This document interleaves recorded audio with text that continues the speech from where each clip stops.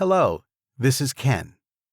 The following recording was produced live during the Southern California Nar-Anon Family Group's 2024 Narathon event entitled Sharing Recovery, Better Together.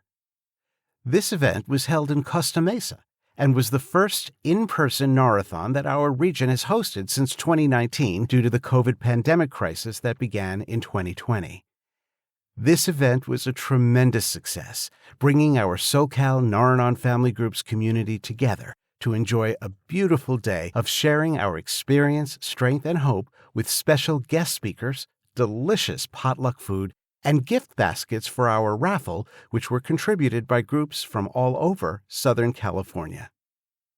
This recording is intended to be in keeping with the guidelines and traditions of Nar-Anon family groups, which strives to protect the anonymity and confidentiality of each participant.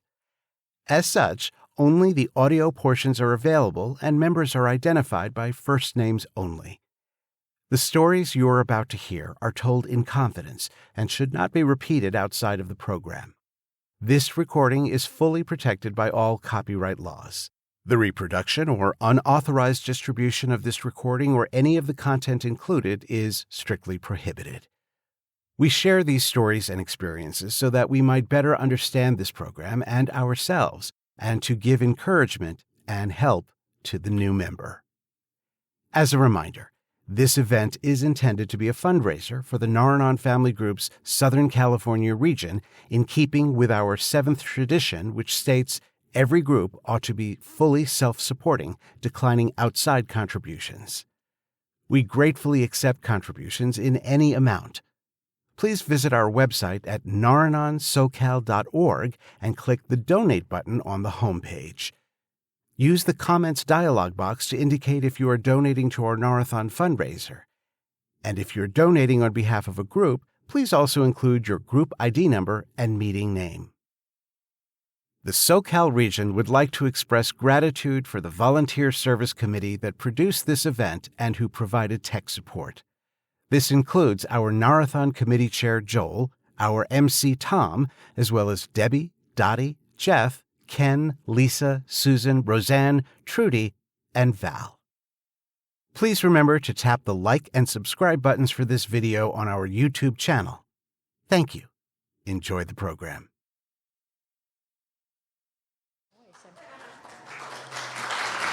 Thank you. My name's Susie, and I am currently with Mission Viejo Naranon. Originally, I was with Upland Naranon, which is where I met Roxanne. A lot of you know her. I wish she was here today. I'm so happy to be here. I've never spoken in a venue like this, so bear with me. I wrote a lot down. I'm going to try not to read it. Our journey started March of 2016. Our qualifier, our son, was 26 years old at the time, and he went into detox at Hoag Hospital. He was born there, so my phrase is always, I wanted him to go back where he came from. We didn't know about his drug use until we knew, if that makes any sense. We just didn't know. And then we knew. So he did his detox, and from there went to inpatient rehab in San Clemente. Of course, my son needs the best of everything. He went to the beautiful mansion in the hills of San Clemente, and a chef, 6 bedrooms, 6 bathrooms. And a masseuse came in once a week, and they took him to horseback riding and yoga every week. And I'm thinking, because he's going to want to come back to this kind of life, so he's going to be one and done. Okay. So, after 4 days in this facility, I get a call from his counselor. And they're saying, oh, he's doing fine. He's participating, and they had someone come in, therapist come in once a week. They had group therapy, and he's doing fine. How are you doing? And I'm like, I started bawling on the phone, and I'm like, I'm the reason my son did drugs. And she's like, what? What? I said, I was a helicopter parent. I did everything for my son. And I didn't know the terms enable and codependent at that time. This is before Nar-Anon, 2016. And I didn't know any of that. And she's saying, okay, hold on, you need a meeting.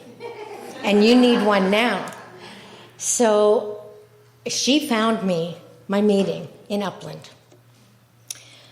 Okay, my husband and I, God love him, he's here. My husband and I go to this meeting, and we're sitting there, deer in the headlights. What just happened? What are we doing here? I don't know what to do. And at the beginning of the meeting, they go around, and in this meeting, excuse me, in this meeting, they say, your name, and my son is an addict. Okay, so they go around the room. And they're going around, my name's so-and-so, my daughter's an addict, so-and-so, and you don't have to say that. And I'm sitting there in total amazement, and I hear this voice next to me go, hi, I'm Trace, and my son is an addict. And that was the first time I realized I had a son that was an addict, because it was my husband's voice saying it. I could not I was like, oh my gosh, it's me. It's me. I got that kid. So we're sitting in the meeting, and everyone's sharing, and I raise my hand and I tell my story about my son, what's happened, that he's in rehab. He got moved to this beautiful place in the sky. And I said, and I ask a question to the room, and I go, I don't know, should I help him get help? Or is he supposed to figure it out himself? The room's silent. I'm like, hello? And the leader says, keep coming back. I'm like, really? This is what I get? I'm a wreck. I can't stop crying, and you're telling me keep coming back. Okay, all right, I'll start there. So my husband and I went all in on Nar-Anon, and I mean all in. We did commitments, we did setups, tear downs. He baked cookies, which he did today, by the way. They're in the kitchen. And I was secretary for 2 years. And I had to jump all in. I honestly didn't know what to do, but it was, and every time someone would share, I'd hear their story, and I'm like, oh my gosh, that's us. That's us. Every story has the same timeline, and it all comes together. We're all there for the same reason. And I felt so secure, I gotta tell you. So my son goes into this beautiful place.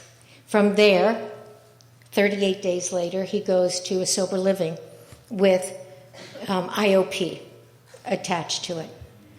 3 days in, he relapses. So here it is, 40-some days. I get a call from this facility, and they go, hey, Mrs. So-and-so, I have your son here, and he tested dirty on the way into our meeting today. So can he come home and come back in 3 days? And I'm on the phone, I'm at work, and I'm freaking out, and I'm like, I have to get back to you on that. I couldn't decide how to answer that question. So my husband and I worked together, and I went in and told him, and we're both like, honestly, I didn't want him home. I finally slept for 40 days once my son left the house.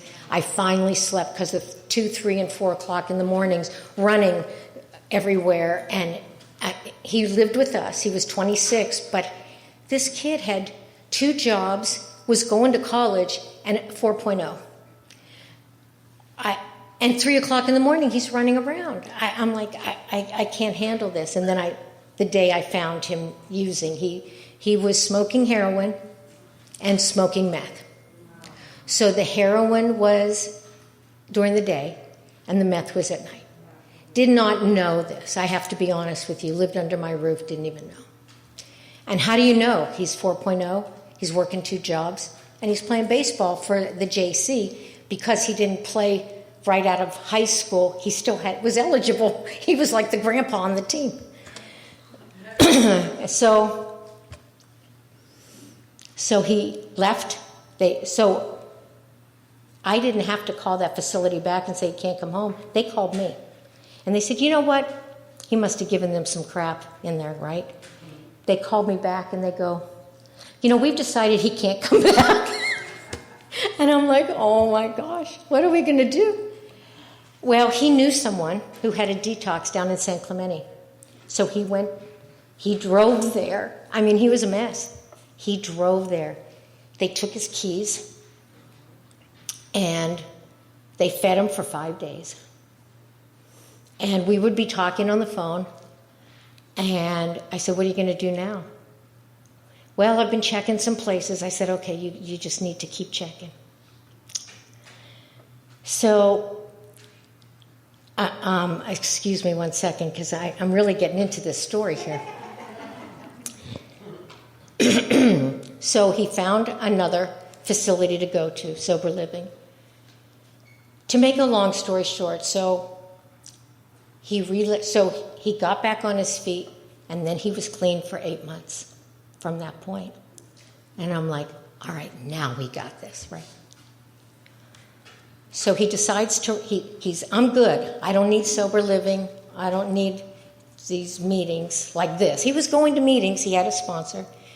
So he rented a room from a lady in Rancho Santa Margarita on January 1st of 2017. And he started using January 2nd. And every time I'd walk into my meeting and I'd sit there and share and I'd go, oh, so my son relapsed. And you see the shoulders and the heads just fall because we're a family. And we live each other's lives. And they felt what I felt. And it was like, okay, all right. And I'm like, I don't even know what to do next. I really don't. Then he got clean again, still living in this woman's room. The end of June, 6 months later, he relapses again. Okay. And I'm learning through Nar-Anon that relapsing is a part of recovery. Did not know this. I'm thinking one and done, worst case, 2 and through, right?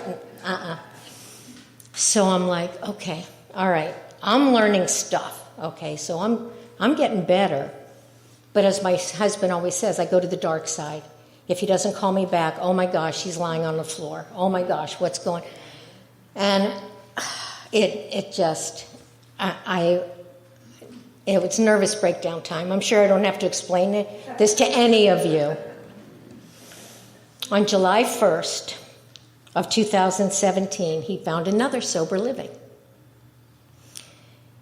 He was a mess, I got to be honest. He was a mess. He wasn't clean. And normally you have to be 30 days clean to go in. They took him. They felt that he was ready. They looked at him and said, I think he's ready. I said, well, I don't know what to say. So he had a job. He did have a job, and he was paying his own bills. So he was able to pay his sober living. On July 5th, 4 days later, I'm at work and he calls me. And he goes, Mom, I can't think of a reason not to do drugs. Now, 3 relapses, and I'm like, I had it. They talk about an addict hitting bottom. I hit mine. That was me. I finally understood the term, because my son obviously didn't hit his, and I hit mine. I closed my office door, and I sat down in the chair, and I said, well, let me give you some reasons why you should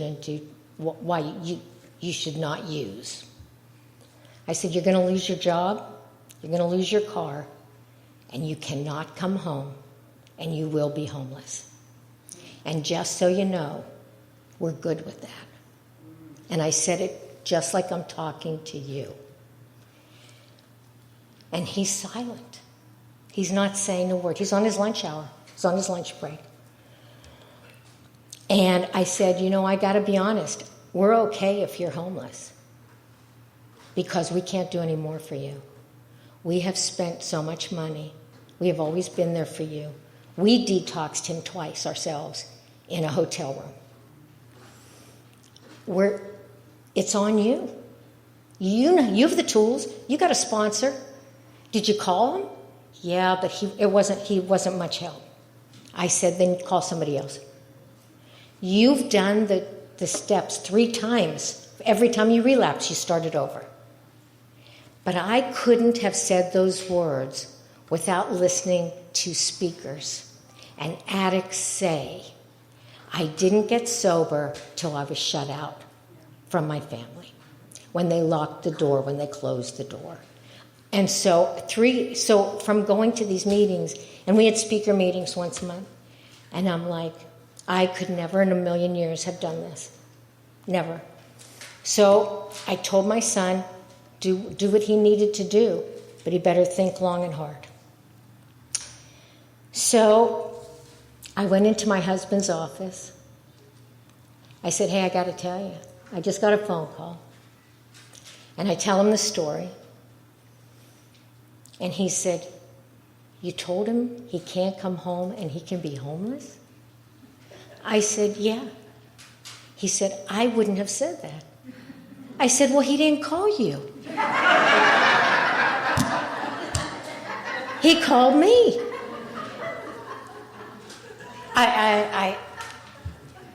I'm very close with my son, obviously. But so that was I have to be honest, that was someday. But I'm going to tell you something. That was July 5th of 2017. My son just hit July 1st, 7 years clean.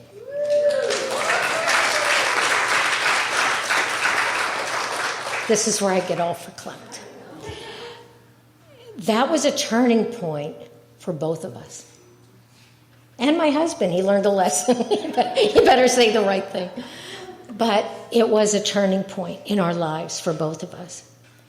And I could never have done anything like that in a million years if I wasn't coming to NarAnon.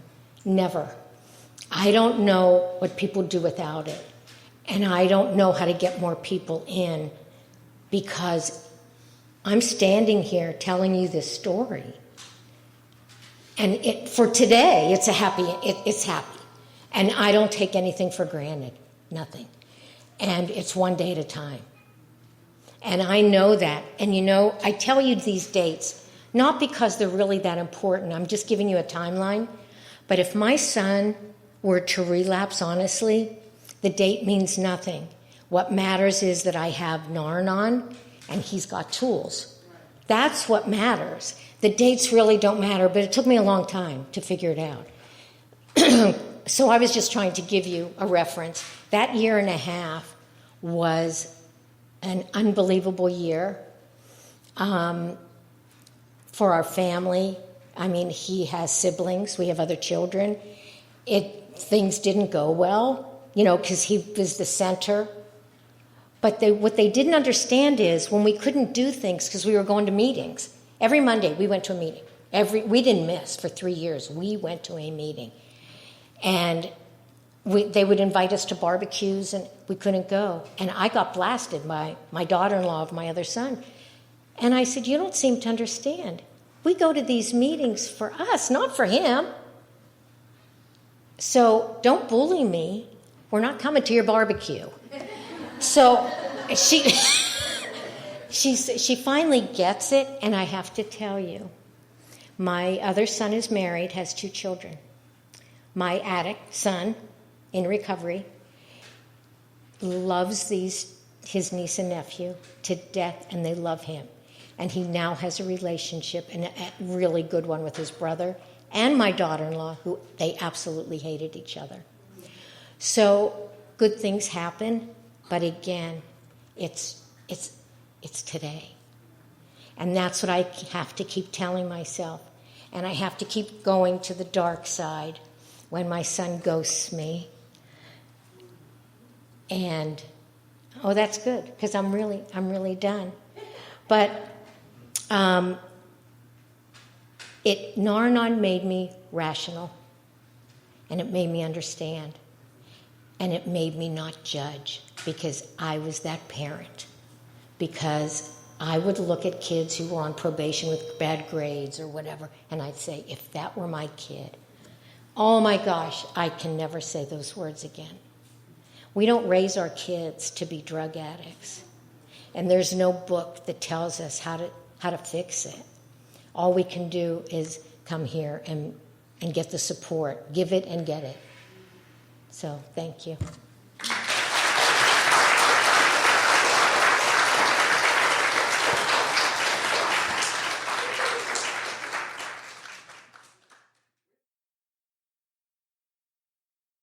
Okay, there. Can you hear me? Thank you.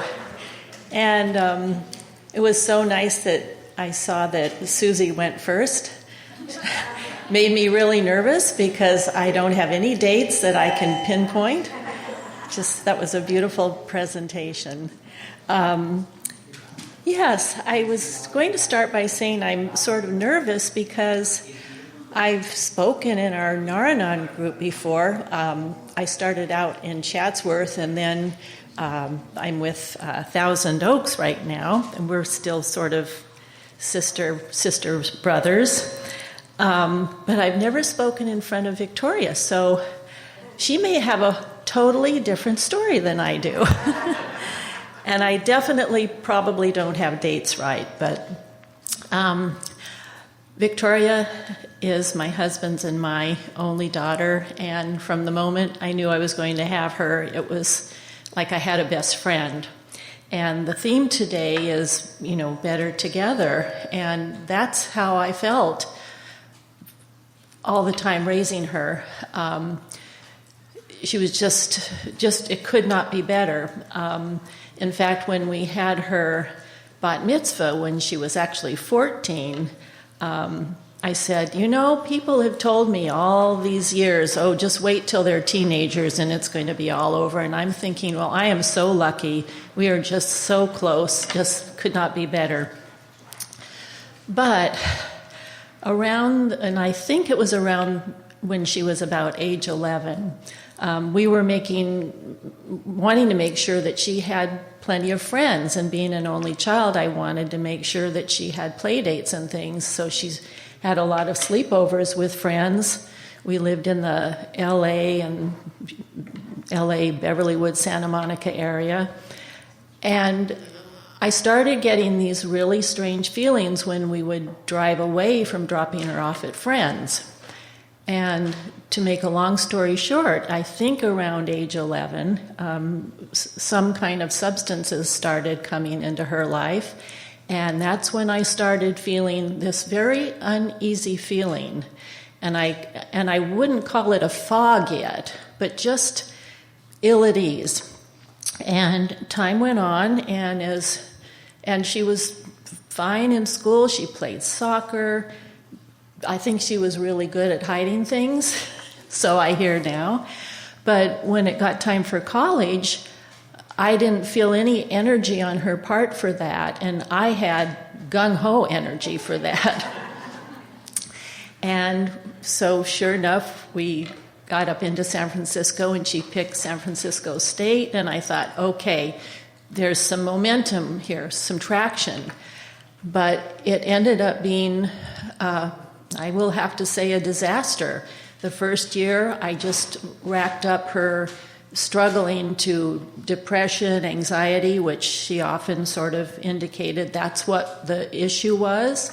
And the next year she went back, and it ended up even worse. And she said, I think I'm going to come home. I'm going to go to makeup school. And I remember the day that she said that. I remember where I was standing and thinking, oh my God, what is that? I don't understand. Oh, Mom, but I'm going to go to college. I'm unfortunately very education oriented, and I'm a teacher. But it wasn't like, oh, that's terrible, but it wasn't what I thought she would be doing. Well, for the next several years, she was very successful at what she was doing, but things got even foggier. And I think I can talk about the word denial now, because that's always sort of like an elephant in the room. If I knew I was denying something, I would have faced it. I believe in facing things head on. I was trying to figure things out during these years that this was happening. But if that's what denial is, then it's total blindness and unknowing, not a clue. When she did come back from college, she did finally say to us, I had been addicted to heroin. That happened there, but I kicked it, it's over. And I felt really good about that. But then the same patterns kept happening. Either she was living with us, or at times by herself, or with her boyfriend. And things just weren't gelling. And I had not discovered Nar-Anon, Al-Anon yet at all. This is like before the lights come on. I would go to our wonderful metaphysical store called the Bodhi Tree and stand there and hope that a book would come out that would tell me what to do. How do I help her? How do I help her? What do we do? Fortunately, she has a wonderful dad, my husband. He just went along with whatever, and we did our best. And still, even in those years, there wasn't anger, arguing per se, until it got to the point where it was obvious that drugs were involved. It was obvious that we had no point of communication with each other. So that was about between the time she came home from college and about for almost 10 years, I think. That's when all of this started to bubble up, and I somehow heard about Al-Anon, and her best friend and I went to an Al-Anon meeting, thinking, well, maybe there's something there. And I remember, and I bet so many of you relate to this, I remember sitting there just furious. They weren't telling me what to do to help her. And I liked to talk, but I couldn't get a word out because I was so angry. So subsequently, I went to a few more meetings somewhere else, and the only good thing about that was their boxer who sat on the couch with me, and I'm still sitting there. And at this point, I would say, from the personal step 4 inventory I've done, the word despair is in there, and I was starting to feel despair. And that's the pretty low place to be. Then, at that point, too, I had a really good friend who went to AA meetings, the dog park meeting up in Laurel Canyon. And I started going to those meetings because they were open, and I got to learn about and start my education in what our addicts go through. And that resonated with me. It was we read a chapter from the big book every week, and it started me moving in the direction of feeling that there's some hope here.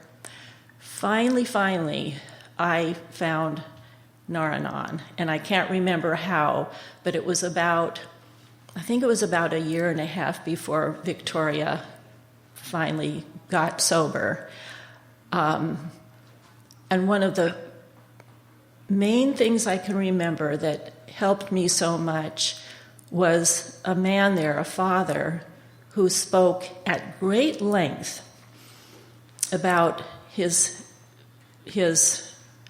son. And I'm sitting there thinking, for once in my life, somebody is speaking my heart and my sadness and my heartbreak. And if I never got anything else from Naranon, that would have been worth it right there. I still remember just thinking, oh my God, that's our story. in our group, we did a step study.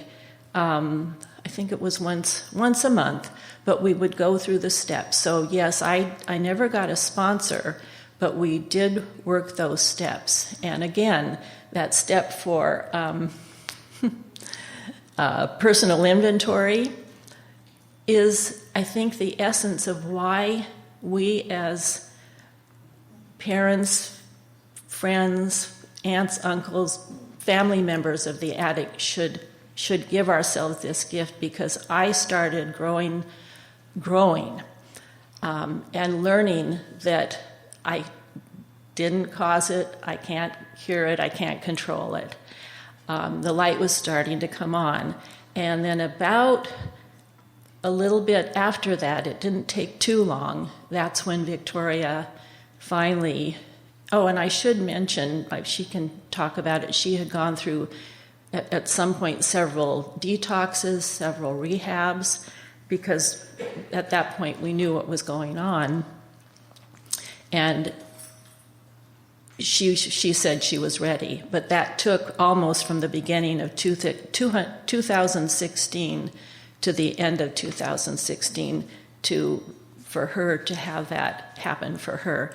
So as that's happening, I'm learning about the word surrender, and that was Victoria's word for us, because I think when that key thing in 12 steps, Al-Anon, Nar-Anon, NAAA, I think that's the very thing. When we finally let go to what is and start seeing what we can do for ourselves, how we can heal ourselves, that's when I think I started having a better relationship with Victoria.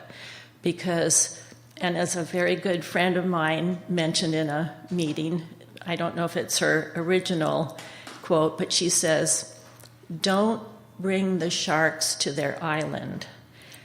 And as I learned to let go, I started to learn not to be so worried and anxious and bringing bad energy to Victoria. It wasn't helping her. If anything, it was keeping her in fear of worry for me and just not seeing us healthy.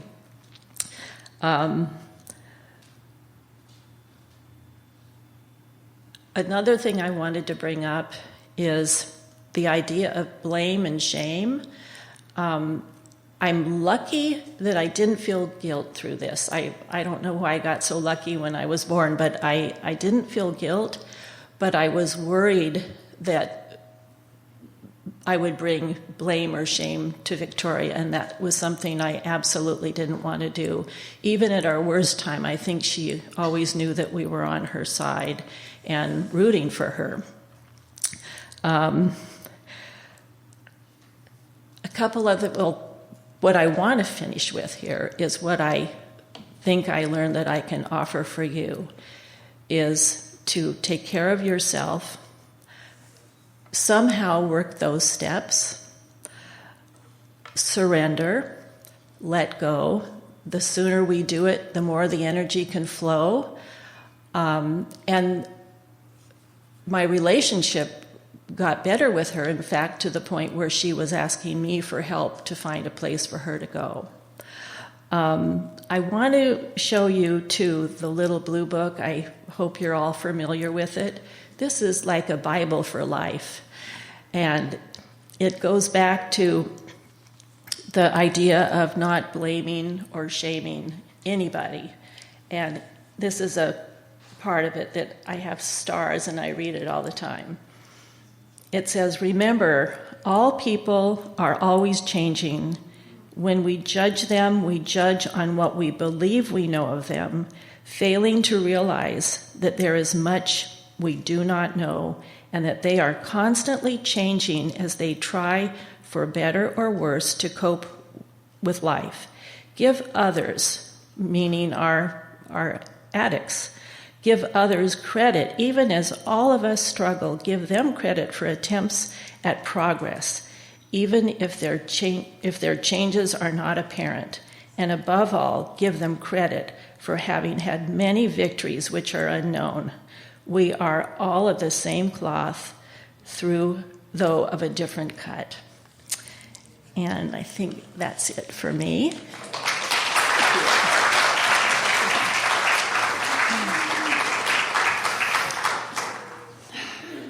Good morning. I'm Victoria. I'm an addict and alcoholic. And hi. What an honor and a privilege it is, truly, to be asked to do this today. And it's, honestly, a gift that I get to be alive to do it. So I am truly grateful for the opportunity. And you got the timeline pretty right. Mine save a few details. I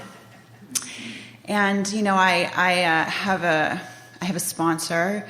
I've worked all 12 steps. I sponsor women. I have a sobriety date of November 26, 2016 that I am forever grateful for.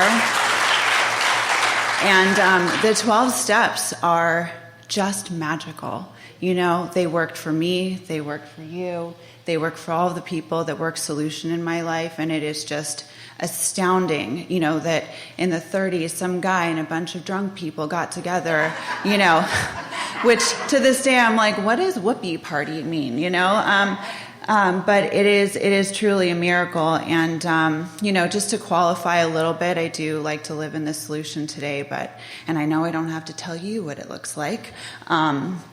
But I did start out around 11 years old, and a lot of people talk about feeling intrinsically different or separated from those, and I actually didn't entirely experience that. I was an only child, but I did have quite a few friends. And at about 11, I met some certain friends and started smoking weed and drinking and all of that. And all of a sudden, right, that allergy starts, that craving. And now I have a double life at 11. And I didn't know I was, I would say probably around 13 to 16, somewhere in high school, I crossed that invisible line, right, where I no longer had the power of choice what I was going to consume throughout that day. And I didn't know what alcoholism or drug addiction is. I do identify mainly as an alcoholic. My tribe happened to be in AA. I did do some steps in Narcotics Anonymous as well. But it's just where the universe landed me. But I didn't know about the allergy of the body, the obsession of the mind, and the spiritual malady. I thought the homeless guy under the bridge was the drug addict. And I was, high functioning. I ended up getting to college and, don't you know, like I'm an adult at 18, which is so scary. I look at 18-year-olds and I'm like, oh my God, and it's only gotten worse, which is so devastating to me. And, it's one of those things, the invincibility complex or what have you, and the disease and the allergy. And I did not care. I grew up with fantastic parents. I grew up with so much love. I grew up with every opportunity. It did not have to do with circumstance. It's just the way the cookie crumbled for me, and I'm so grateful that it did. And by 17, I was introduced to shooting heroin, and I blindly stepped through that door, and I didn't look back. And manipulation is just so fascinating, because my disease will tell me, right, that I'm a good person. It will tell me that I'm doing the right thing on paper. I'm in college. I talk to my parents once a week. I am still getting C's at this point. C's get degrees. I don't think that now because I'm a perfectionist. But,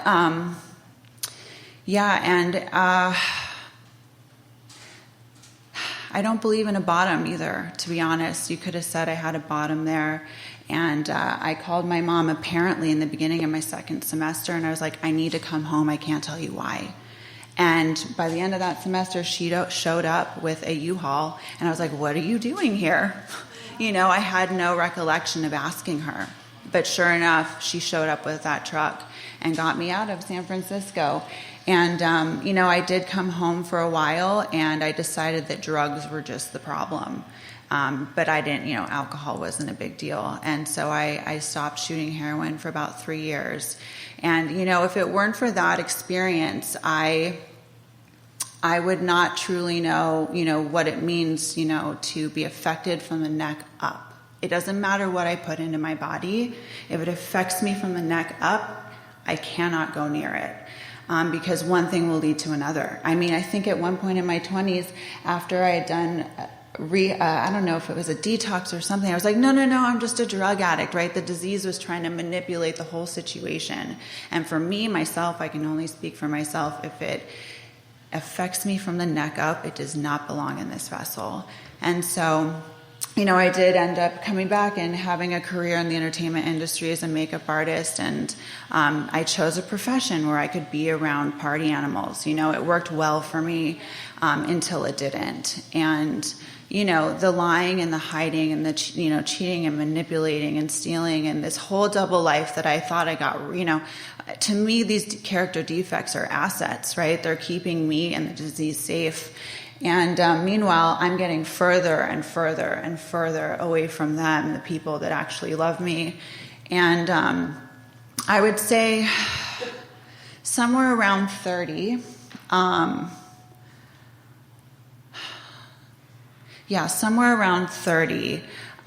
the wheels started to fall off and the overdoses started to happen. And I did, like I had said, I'd taken this 3-year break from doing drugs, but that had very quickly left, and I just was running, self-will run riot, and the overdoses started to stack up, and the bad choices and relationships and all the outside stuff that I thought I was hiding so well.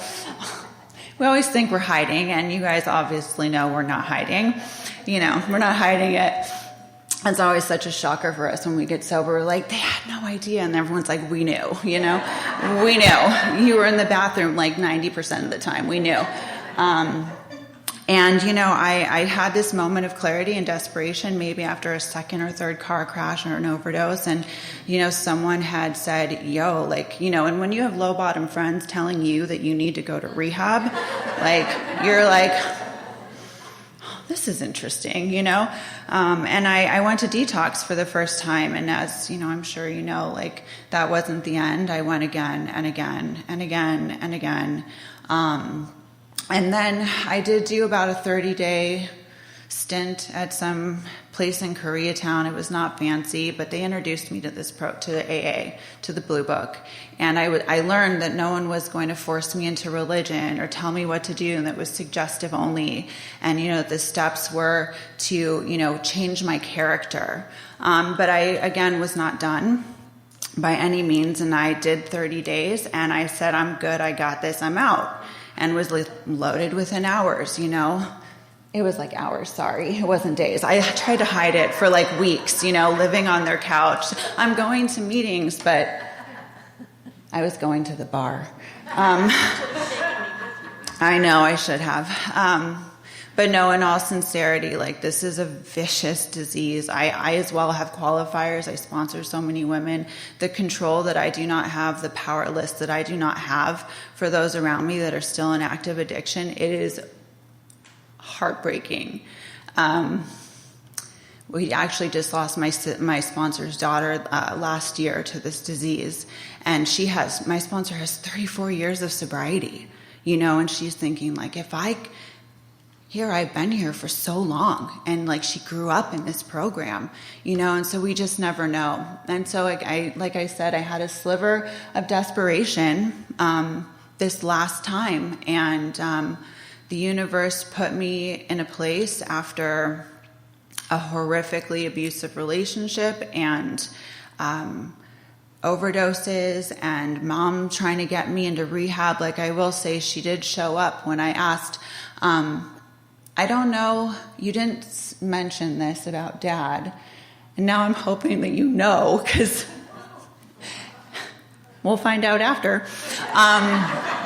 But as our first speaker so beautifully stated, I think one of the main differences for me is that I had a conversation with my father somewhere in the fog of the last, I don't even know. I was probably blacked out for about a decade. But I do very specifically remember, me being on the phone, or maybe I was with him, and he very plainly told me, I cannot watch you kill yourself anymore. I'm done with you. you're done, you're cut, no money, like, and I just don't want to see you, you know? And and this is like, my parents have been there forever. Plan B. I always had plan B. If it goes wrong, I was hiding out on Skid Row. I was bouncing around, hustling, doing all sorts of dirt. And like, I had plan B, but now plan B was gone. And so one last time I went to rehab, and I will say, like, rehab did not get me sober. It got my body sober. It gave me enough time to have some clarity of mind to go to Nar-Anon or Alcoholics Anonymous or Narcotics Anonymous. Rehab did not get me sober. It was the book and the 12 steps, period. So gratefully I did do 30, 60, 90 in a program, and then I did IOP, and then I did sober living, and then I stayed where my sober tribe was. I changed everything. I did not go back to LA. I did not go back to my career. I had burned that so far to the ground. It's like, I have stuff to do. I have to get back to LA. Like, don't you know? And like, by the time the fog cleared, I had nothing to go back to. I was lucky they were talking to me. And, slowly but surely, I had what we call as divine, this divine intervention or time period in my life where the door cracked and I could hear something. And I had just enough desperation to do the work. And I got a sponsor, and I worked all 12 steps very quickly because my life depended on it. I went to a 7 a.m. meeting every single day, 7 days a week, and a night meeting every single day, 7 days a week for 4 years. And I needed it. I'm a sick puppy. I need a lot of help. I'm an alcoholic and addict every single day of my life. And I know that, today, it's wild. If I don't keep this program first for myself and being of service and getting to participate, in my recovery, I don't get to have this relationship with my parents. And I've lost sponsees to this disease. I have lost friends to this disease. And, for myself, it is a daily thing for me where I get to go, why did I get to get this? There is no, I wish that there was like a page in the book that could tell me like why, and like,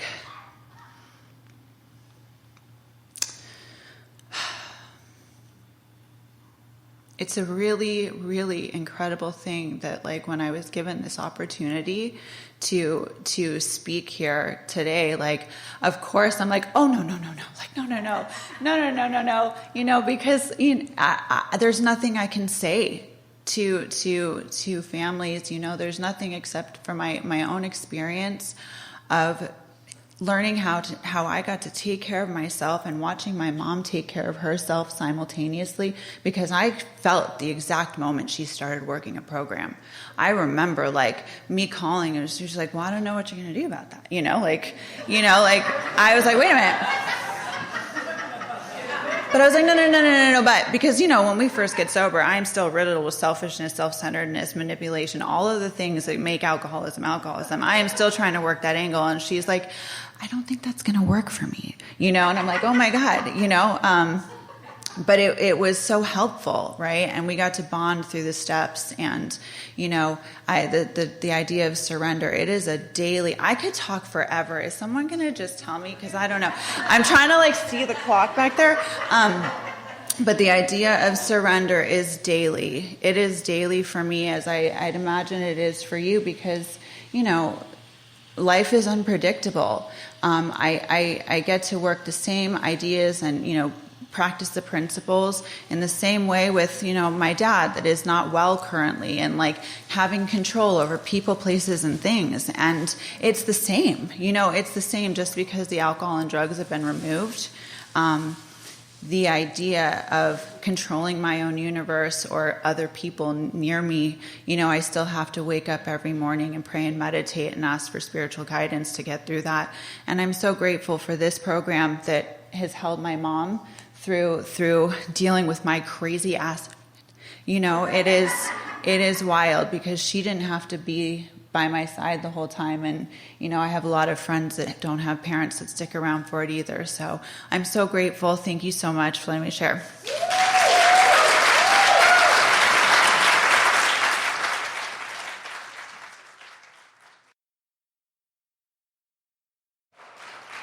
All right, my name is Eric, and I am a grateful member of NarAnon. And it is truly an honor to be here this afternoon speaking with all of you. I'm just going to give a brief disclaimer that I do not speak for for NarAnon as an organization, but that I hope that by sharing my experience with all of you that there will be bits of wisdom, information, knowledge, something that you can take away on your own healing journey. So, when I attended my first Narathon, it was September of 2019. I'd been in the program about a year at that point. My NarAnon birthday is September 17th, 2018, so I will be taking my 6-year chip coming up here very soon. That first week, I actually attended 2 meetings, one of which I still attend faithfully. The other one I've kind of fallen off of. Pandemic, I know, threw us all off. It's why we're meeting here for the first time in person since I attended that first Narathon and kind of threw us off. But Brea Fullerton is my home group, and I've also been in the past a regular member of, at the time it was Claremont. Some of you may know it as Upland. And I'm grateful so much for both of those programs and for all of you being here today. So I had started working my steps at the time. It was still really kind of raw, and I remember hearing people speak and thinking to myself, how powerful, how wonderful it is to be hearing all of these different messages, and thinking to myself, there is no way that I'm ever going to be up on that stage talking to these people. Because at the time, everything was just so raw. And in reflecting on that, it's a message to me that everything here is a work in progress. And we are all a work in progress. Whether we've been to 1 meeting, 100 meetings, or 1,000 meetings, there's always something to learn.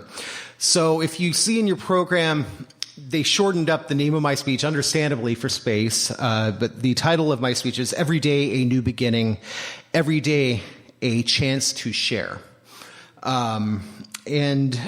So really, did I hear a cell phone? Cell phone's off, please, by the way. I know we were all at lunch, but getting back into it, I'm just going to say that I can attest to this, that for those of you who have worked the program, for those who are taking seriously, for those who've come to understand that the focus has to come off of your qualifier and onto yourself, this program works miracles and brings profound change. As I mentioned, I'm now only a once-a-week attender, no longer a twice-a-week, but I feel a certain comfort in knowing that at any time, on any day, I can go online and I can find a meeting anywhere. And if I need to go talk, or if I need to go and hear a story, there is somewhere that I can be to hear the message. So anyway, after accepting the speaking role and kind of brainstorming what to talk about, I ran into a little problem, which was, what exactly is it that I was going to share with all of you today? We've had some great speakers in the past. We've had some great speakers today, and I know that we've got 2 more great speakers after me. So I asked myself, how do I frame my story? How do I frame my journey? And what is it that I get from this program? And I was still looking for answers to that. When one of our members in Fullerton shared a reading that was dated February 8th, and it was titled, You Yourself, You Can Change. So the reading reinforced a lot of what I've learned in this program. It spoke of the pain that one feels often when they first come into the group. It teaches about detaching with love, not trying to change the qualifier, not standing in the way of that qualifier's recovery, but most importantly, the quote in that story resonated with me, and as I try to think about how I wanted to talk about my own approach to that program. And that quote by Ralph Waldo Emerson states that the only person you are destined to become is the person you decide to be. I think there's a tremendous power in that. The reading focuses on letting go, and I feel that the quote is a perfect bookend. Now that you're deciding to let go, decide who you want to be. Do you want to be who you were? Do you want to feel the way that you felt? Or do you want to change the course of your life and your relationship with your qualifiers and maybe other relationships that you have? and have that power to do so, whether or not your qualifier exercises the same power that you're exercising to make the changes in your life. If they're not making it in their lives, you can still make it in yours. So, how did I get here? You know, how I got into this program, I could point first at the qualifier that brought me here and say, oh yeah, it was this, that, and the other thing, but really it goes back a lot deeper than that.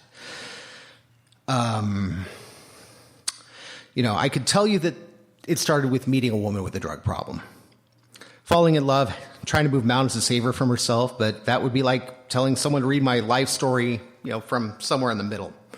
I have a qualifier who brought me here, but the lessons that I learned that allowed me to become an enabler, allowed me to learn those bad habits, those really started in childhood, and it starts with my uncle.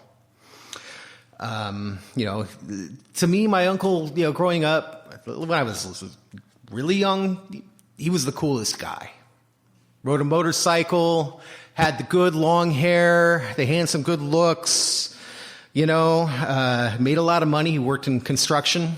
At a time, not that construction is not a good paying occupation, but at the time it was even better paying, and he made a lot of money doing it. You know, liked to bet on the horses, drink a lot of beer, did some hardcore drugs. The extent of how much really didn't become clear to me until I was older, and heard more stories, including from my cousins, who unfortunately, to one extent or another, have also been negatively impacted by what he did in terms of with his drug and alcohol abuse.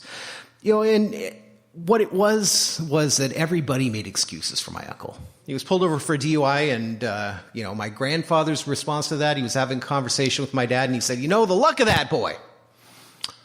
You know, he came out of the bar, and that cop was just right there waiting for him. Wouldn't you know it?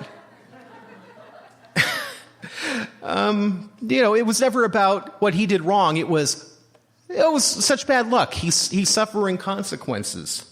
And maybe that was just a surface symptom of the problem. But on a deeper level, you know, people would complain. Excuses were always made. You know, I'd hear, oh, well, you know, he can't help it. He has a drinking problem. Of course, the unspoken part was that he also had a cocaine problem. He had a marijuana problem. And underneath it all, and this is maybe not the reality in every case, but I think for a lot of cases, he had some profound problems with depression and mental illness. You know, he was a high school baseball star. And I think that this is kind of the root of it. And maybe some of you are familiar with this type of story. He was incredibly talented. I don't know if it's family bravado that was speaking when they talked about how talented he was, but he grew up playing ball in the 70s in West Covina with ball players that maybe some of you have heard of. Ron and Gary Renicky. Ron, I know, was with the Dodgers for a long time. Tom Bernansky. Guys like that. And the story is that my uncle was more talented than all of them. I don't know if it was true or not, but apparently he was a pretty talented guy.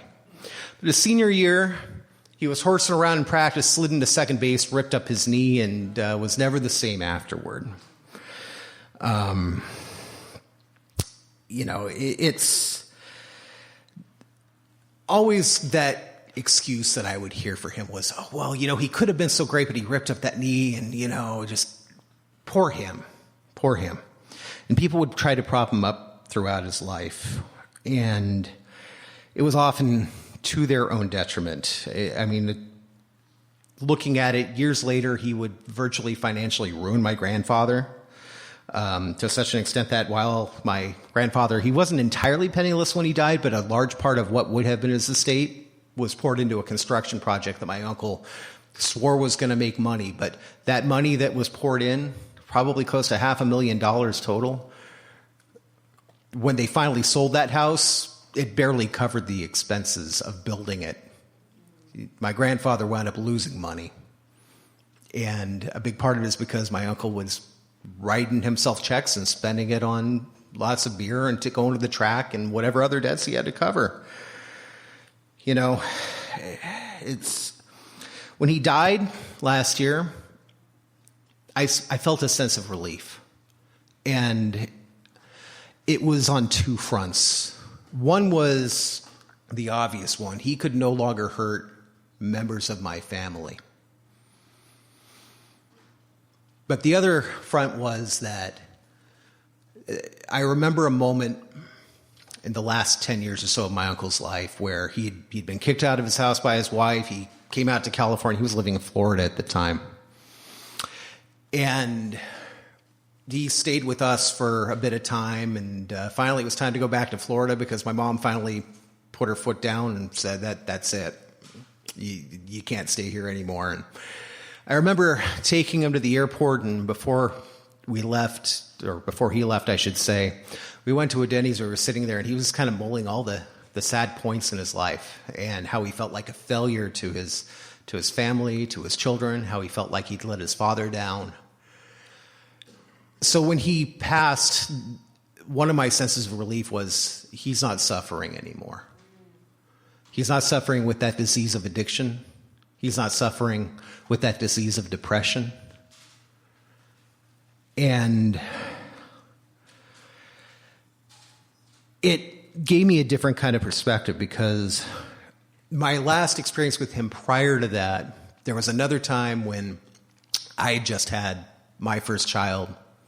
And I didn't know it yet, but my second one was on its way. I was working 2 jobs. I was about 28 years old.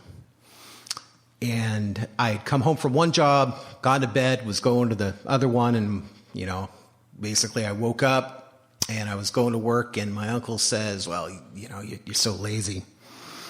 There you are. And, I didn't understand at the time, but he was projecting. He was projecting that negativity because everyone his whole life would go back and forth between propping him up and telling him how much of a screw up he was. And so he was projecting that on me. Oh, you're a screw up. You're asleep in the middle of the day. Oh, you're working in the afternoon. You're doing all this. I understand now that that's projecting, but at the time I didn't understand. It stung and it lingered until I had that last conversation with him. And I realized the amount of pain that he was in. So as much as I grew up kind of hating my uncle, once I started to realize how messed up he was and despising how he was handled, those lessons that I learned, those things that I saw other people doing, all those prop-ups, all those excuses, that left me open to my qualifier. And it was a relationship that I started actually right around the time that my uncle made all those comments that stung. The lessons that I learned in terms of how how he was handled, I should say, by my family is a big part of why I became so open to her. See, the thing about her was that in many ways she was and still is a wonderful person, but a wonderful person with some really terrible inner demons. She'd always greet me with smiles. She'd tell me how great I was. The relationship that I had with my children's mother was constantly in turmoil and falling apart and often off instead of on. But my qualifier would give me all these words of support. And it was at a time in my life when I really felt at my lowest. So I had all these lessons that I was being taught that taught me about enabling. And I had this inner turmoil of my own where somebody was validating me. During that turmoil, she would speak a lot of support and talk about how I had to put my kids first. And, in the events, because I would have some anger toward my kid's mom at that point in time. And she'd stop me and she'd say, I know that she makes you mad, but you're going to have to know how to get along with her for a long time because of those kids. And a big part of that is because she had 3 kids of her own from a previous marriage. I'd later learned that marriage was maybe not as previous as she made it out to be when we were first dating. But rather than go in depth, I'm just going to say that knowing someone could be deceptive about that sort of thing made it easier to get out of future relationships when I started to have a hunch about deception in those. But the thing was, in those early days, she felt like magic. I knew that she had struggles with meth. I knew that there was mental illness. She'd experienced some really severe childhood sexual abuse from a relative that contributed a lot to her struggles. And then there was this odd story that she told that wound up being true, that the man that she called her dad was not her biological father. which she didn't know at the time, but we actually later learned was the truth. That was hidden from her until she was into her 30s. So there's a lot there. Current me would have probably looked at some of all these facts and said, thanks, but no thanks. And actually, if I'm honest with all of you, I wouldn't even say that. I'd probably run, not walk, but run far, far away, knowing what I know now, the wisdom of years, right? But the younger version of myself was armed with a family history of enabling, denial, and excuse making. And I was working a work schedule at the time that left little time for rest for myself.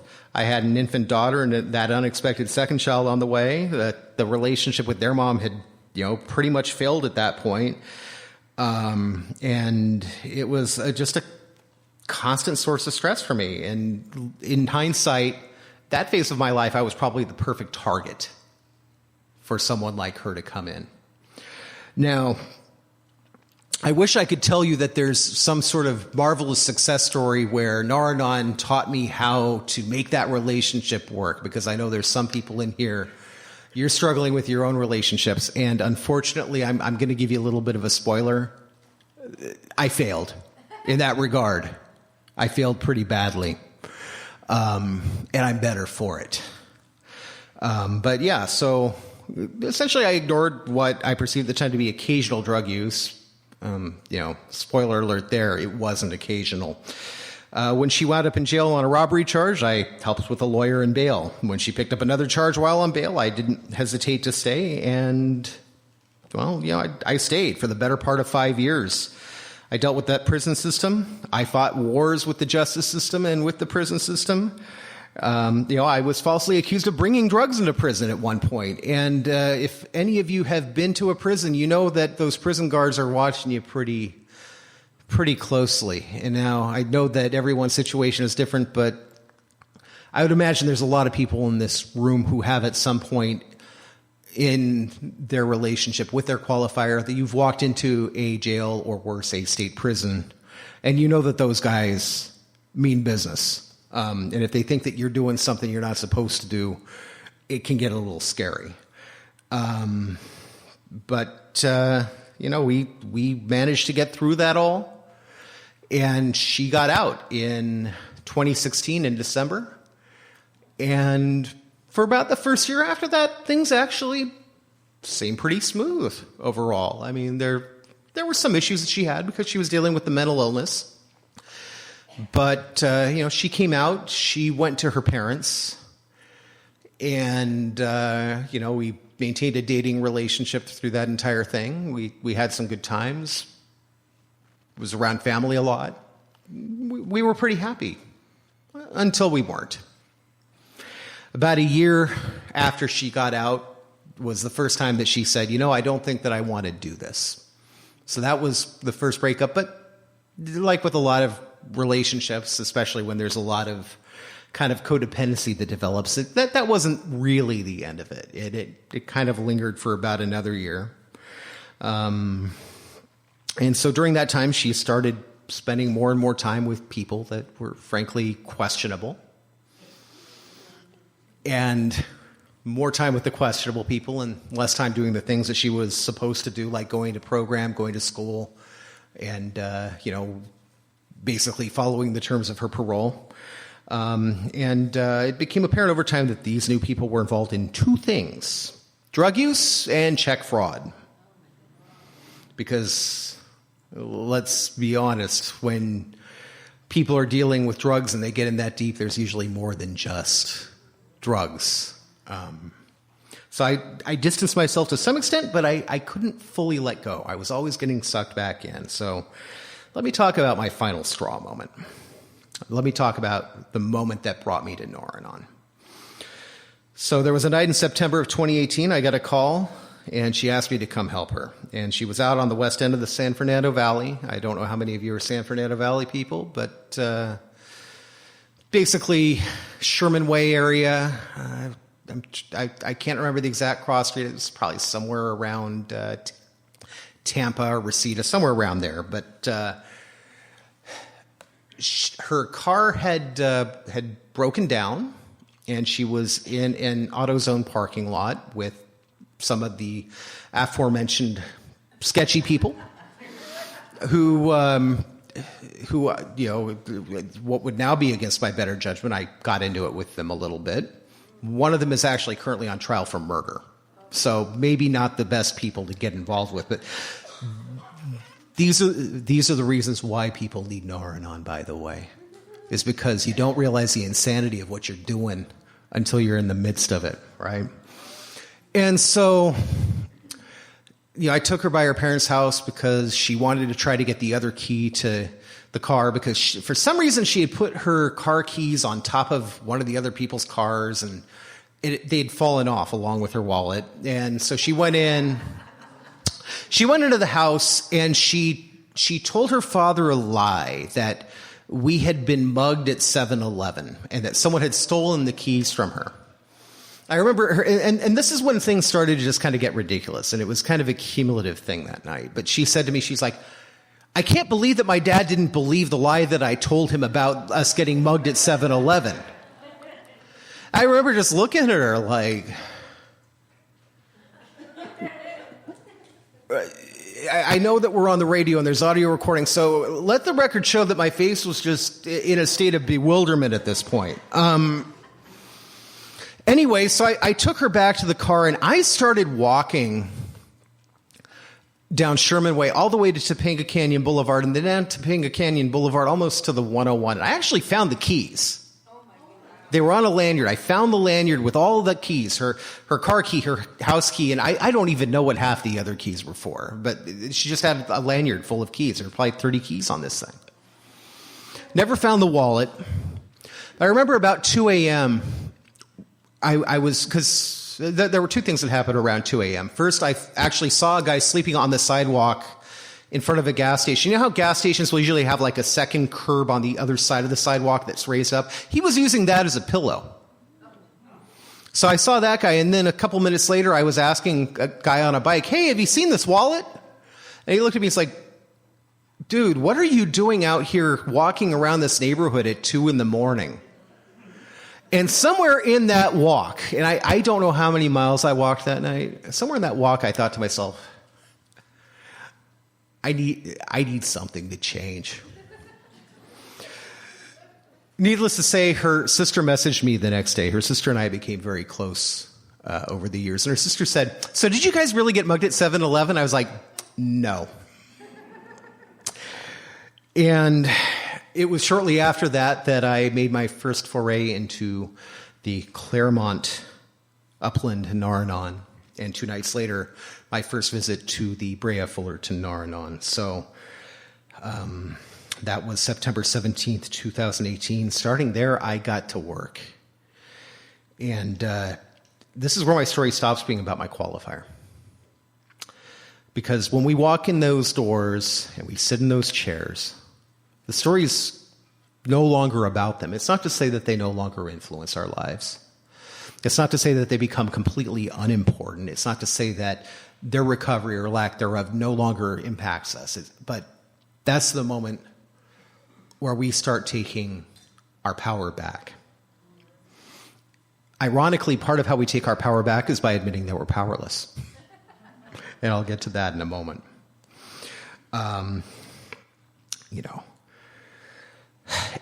Every day is a new beginning. I'm going to restate that again. Every day is a new beginning, because the moment that we choose recovery, the story becomes about us. If you came here today, whether you've been a multi-decade member of NarAnon, or you just happen to come for the first time today, or maybe you've been here 30 days, 60 days, 90 days, you're in that early phase. This is good news, because you're now the focus of your own story. And if you feel like you've lost that focus, if you feel like you need to gain that control again, then welcome. I made a comment in group. I led on Wednesday night to kind of give myself a little bit warmed up for this and prepare. And I made a comment that if we took newcomers' chips every time that we had the equivalent of a relapse, the way that our qualifiers do when they're in program, there'd be an awful lot of newcomers' chips to take, right? But we don't do that. We simply count up. But that's part of the thing. No matter what chip you took last, if you're struggling with something, today's a new beginning. If you're doing well but you think you can learn something new, today's a new beginning. You've come to the right place to begin again when you come to NarAnon. And if you think you know it all, then I promise you, being here today, you're now in a position to have that new beginning, because sometimes when we learn something new at our 100th meeting, or sometimes hearing a message for the 12th time, sometimes reading a seshbook reading that we've highlighted over and over again, or working a step we've worked through a few times with a sponsor, or in our own reflection, something new comes up. I'm going to take a quick survey. How many of you here have been coming for a long time, and somewhere in the midst of feeling that healing and all that, something new has come up? You went to a meeting, or you were reflecting, and you came up with something new. Just about every hand in this room just went up. That's what I mean. Every day is a new beginning, because every time you have that chance to have something new, you've got something else that you can put in that toolkit. You have something else that you can continue that healing with. I wasn't first introduced to 12 steps in the context of my own recovery.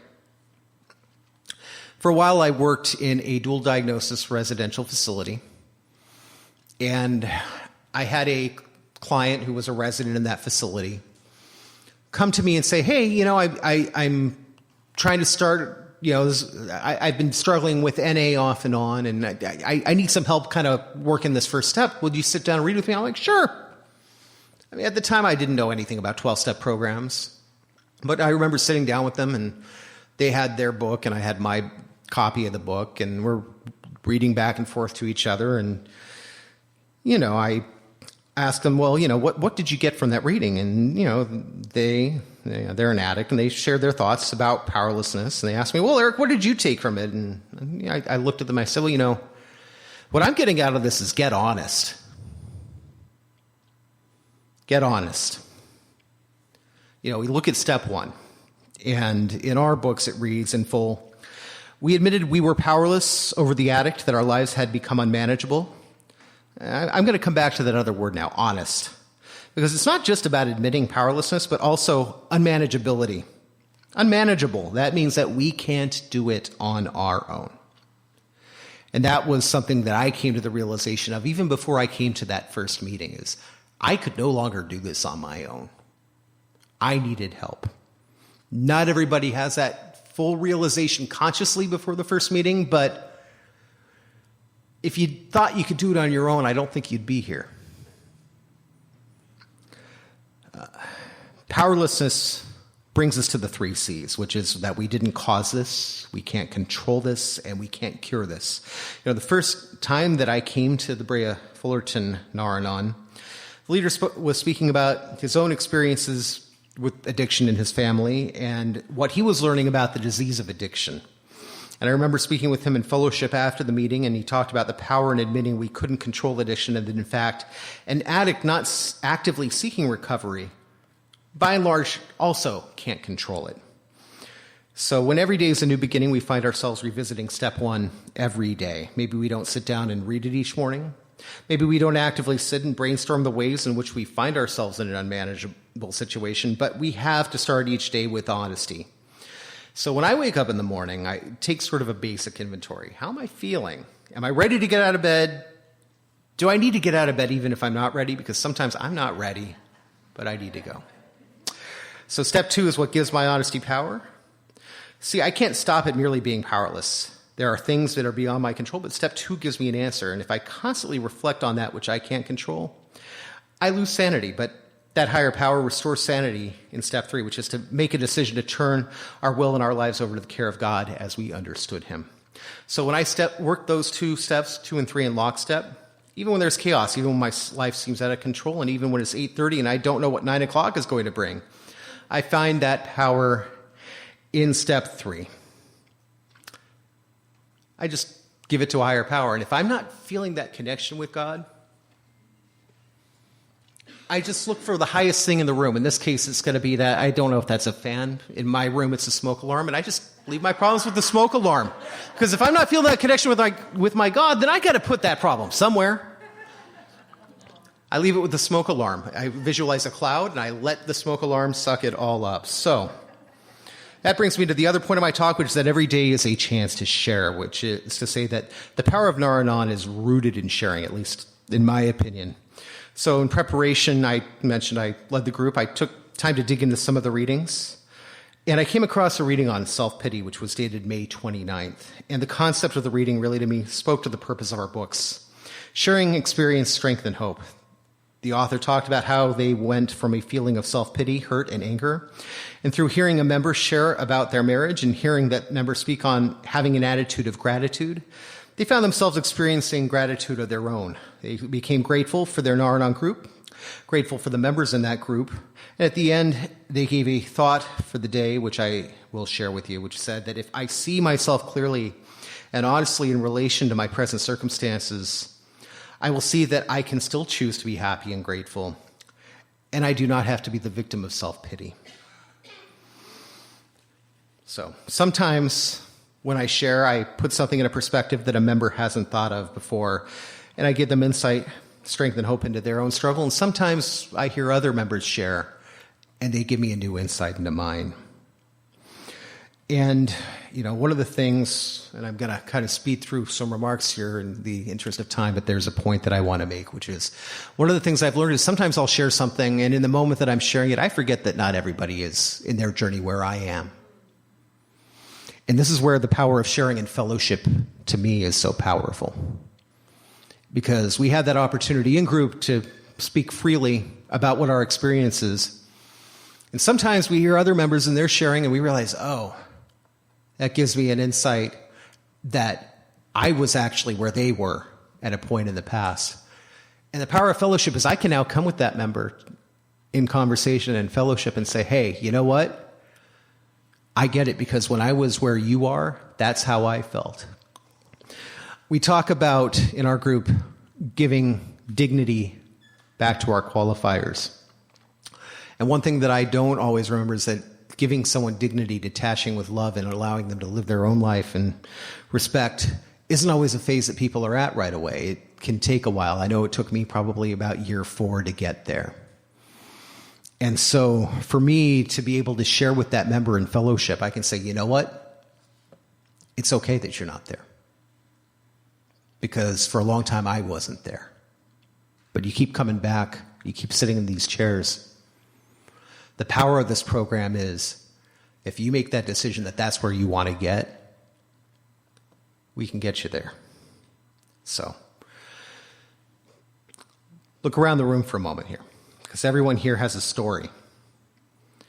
Everyone here wants to hear the stories of others. And every day through our meetings, through fellowship, we have an opportunity to share our experience, strength, and hope with each other.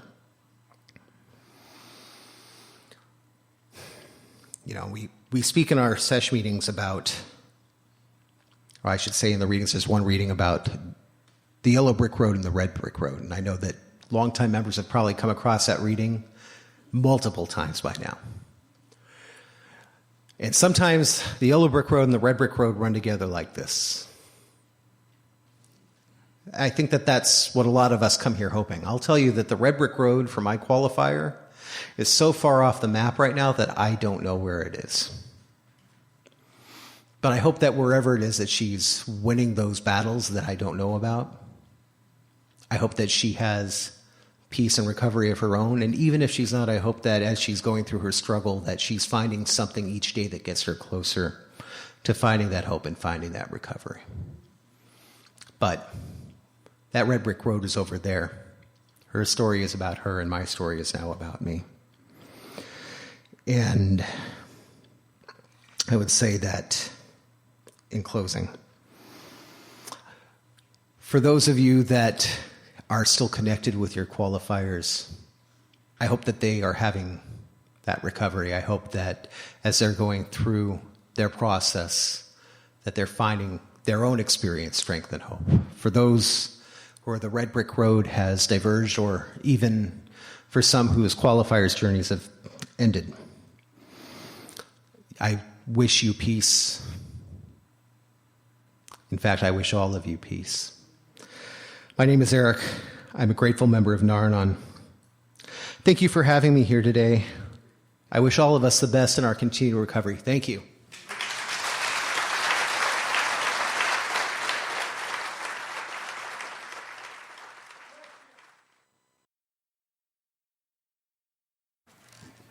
Can you hear me? Okay. My name's Diana, and I'm an addict. Whew. Kind of nervous because last time I had my little cheat sheet, and it's got to come from my heart today because I don't get to use the cheat sheet today. So I want to thank the committee for allowing me to come and share my experience, strength, and hope. I got 20 minutes to share 27 years.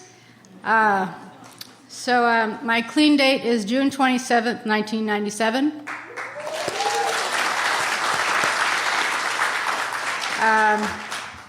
I'm very proud of that date because that's the date that I decided to do that one simple thing that I was taught when I got here, and that was to change everything. And what that means is changing everything was my people, places, and playgrounds. And my only people that I had was people that I used with. And I knew nobody clean except for my mom. My mom was an Army, but she was kind of, in our family, we call her the tweaker normie, because she loved to hoard things, and she loved to, save everything, if you know what I mean. She wasn't the hoarder like on the TV show, but she was a hoarder. But anyway, long story short, my mom came from a very alcoholic family. I have three siblings. I have three sisters and a brother, and we're all addicts. And I stand here before you. I'm the only one clean out of those five. And I'm the baby of the five. And my mom married my father. He was a great father in the beginning. I was only 5 years old when they got a divorce. But from what I was told is there was always drinking going on, and my mom had a alcoholic dad. So the only time she could talk to her dad was when she was spoken to. So there was no love in the house. There was always bad language spoken. And so as I was growing up, that's the brief background of my mom's upbringing.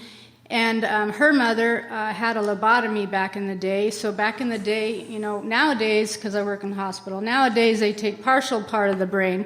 But in my grandma's case is she went schizophrenic at the age of I think it was 27, and she could type 160 words a minute. She was a swimmer, she was an artist, and all of a sudden she just went schizophrenic. So my mom not only had her mother who was schizophrenic, and then now my dad who was a wonderful father he would support us in the sports, and they had a construction company, and they were in real estate. Everything was going beautiful, right? And they had 5 children. And then all of a sudden, the grandmother went schizophrenic. The father, he was a blackout drinker. And my great-great-grandma, she was the one sewing all our clothes for all us kids. So everything, was in its place, but my poor mom, all the money for the mortgage, was always he would always be at the bar. And then I have my grandmother running around like a little 5-year-old. All us 5 kids would make fun of her and tease her, and, because she had a mentality like of a 5-year-old. So there's not only 5 kids, plus the grandmother running around, and then my dad, alcoholic drink. So I was a baby of 5, so I wasn't getting any of the abuse, the alcoholism, the beating, and all that stuff that happened to my siblings. But my mom remarried, and she remarried another alcoholic. And she still stayed a normie, and I don't know how she was able to support all us 5 kids. It was from my grandma. My great-great-grandma raised us and helped give us like a role model. But still, she was, I think, back in her 70s or 80s at that time. She died at 96, so she didn't have much to offer me except for hope. So I always try to follow my grandmother's, her upbringing of her spirituality, and she was always my rock. But so now my 3 sisters and my brother, they're riding Harley Davidsons, they're running amok, they're using crack, crystal, speed, heroin. I don't know what they were doing back then, but our house was like the party house. Everybody would go to our house. There would be a line way down the street with motorcycles, and there would be a concert in the backyard, and my mom would go to work, and all us 5 siblings would, I'm 13 years old, and I'm watching, all this go on in the backyard, and there's music, and there's fun, and it was all fun. It wasn't like, I didn't have the what ifs, the needle sticking in my arm and all that stuff, and the shopping cart and homeless and all that. I don't have that story, but what I have is my 3 sisters and my brother. They're all giving me this lifestyle that I thought was fun. I thought it was normal. Nobody was going to college. Nobody was, buying houses and going to school and all that good stuff. So I was like, I want to be just like them when I grow up. So what I did, how I got to Narcotics Anonymous, I know I don't got much time, but how I got to Narcotics Anonymous is I do have 2 children, and I have 5 grandchildren, in case I forget that. I always forget little bits and pieces, but I have 5 wonderful grandkids. My son was my rock bottom because I had lost my daughter through a custody battle in 1989. So from 1989 to 97, I just was running the streets, using and finding ways to get more, and sleeping with men that I didn't know and that kind of stuff. And, and using speed was my thing because I just like to go, and not have to think and stay in the problem. I just like to just suffocate my thoughts in procrastination and other people's problems than my own. So there was no school involved. There was just running the streets, going to the beaches, hanging out with older men because they were more wiser, I thought. So here comes my son with a one-night stand, and fortunately for me, that was my rock bottom because I lost my daughter in 1989 due to my addiction, but I still continue to be her mother. I still saw her on the weekends, but still from Monday through Friday. Obviously, I try to do that route. I'll just use Monday through Friday and then be the parent on Saturday and Sunday. Well, obviously, that didn't work out, and I thought I couldn't have children because all the drugs that I had used. I've done jails, I've done institutions, and so losing my son, I said I'm never going to lose another child again. But my oldest sister, Darlene, she came to the treatment facility, and she said she would help me. Well, this is how my rock bottom helped, because she said if I try to get him back, she got an attorney, she got a baby's attorney, she did everything that she could to try to take my son away from me. So the fear set in, and I said, I guess that was my rock bottom. I was not going to lose my son. And so here's where everything changed. It was in San Diego where it all happened. And my attorney said, well, you got to change people, places, and playgrounds. So I said, well, I don't know anybody clean.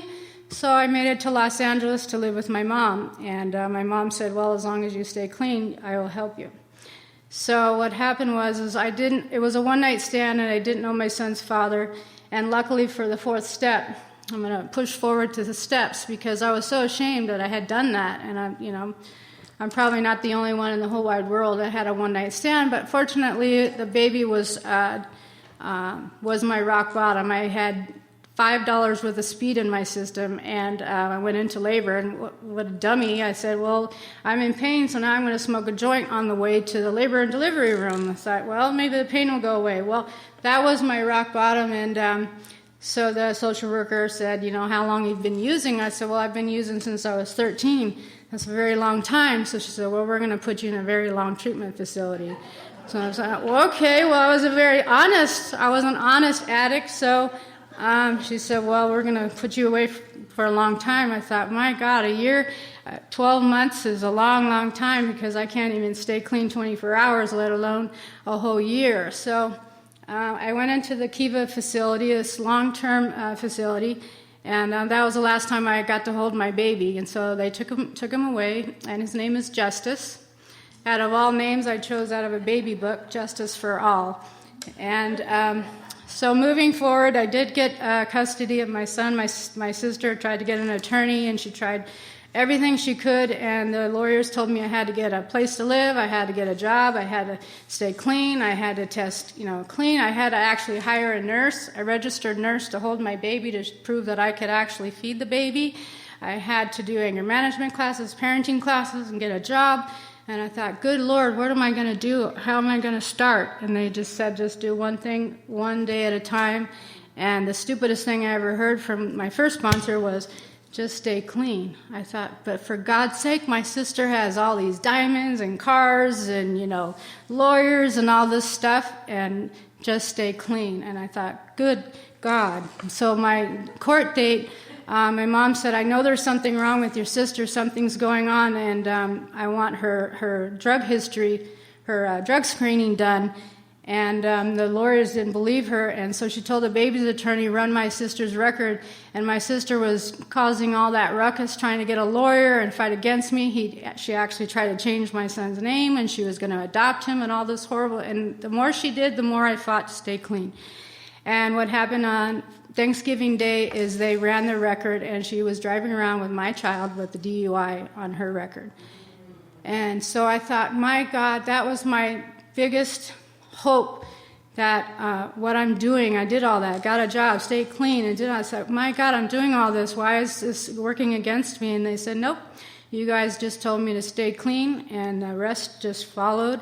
And I did get my son back. And so moving forward, so my sister Nadine, another oldest sister, she was able to go to meetings with me, and she stayed clean for 11 years. And one day, after my mom had passed from liver disease, she decided that she didn't want to do this program anymore.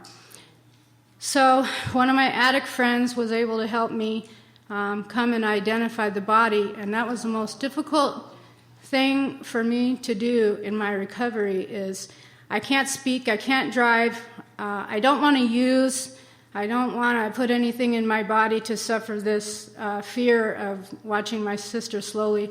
But it was because of my mom's dying and her passing that she just gave it up. She used speed. She drank herself to death in her bed.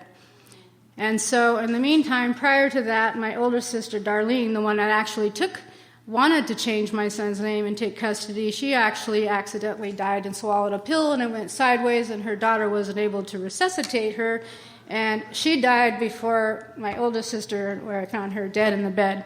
And then my mom passed, and that older sister that tried to take my son, she passed, unfortunately. And so moving forward, during all this passing, my son that I worked my ass off so much to get and to fight for and got custody, he watched my sister Nadine was his favorite aunt, and they were like so tight. They were so close. And there they were by her bedside, getting high, smoking a joint, listening to Creedence, while my sister's dead in the bed. And I thought, for God's sake, can you guys at least, give it a minute while the morgue is coming? For God's sake. So there's my older brother. They're there smoking a joint while my sister's passed. So that was very hard to deal with in my recovery, but also is I give myself permission to keep fighting, because I didn't want what they had, and that's why I'm winning, is because I'm working the steps, I'm fighting, I'm going to meetings, I have a sponsor, and I have wonderful people in my life that I can call and say, look, I can't drive, I can't speak, I need your help, and to be there, and they were there for me in 5 minutes.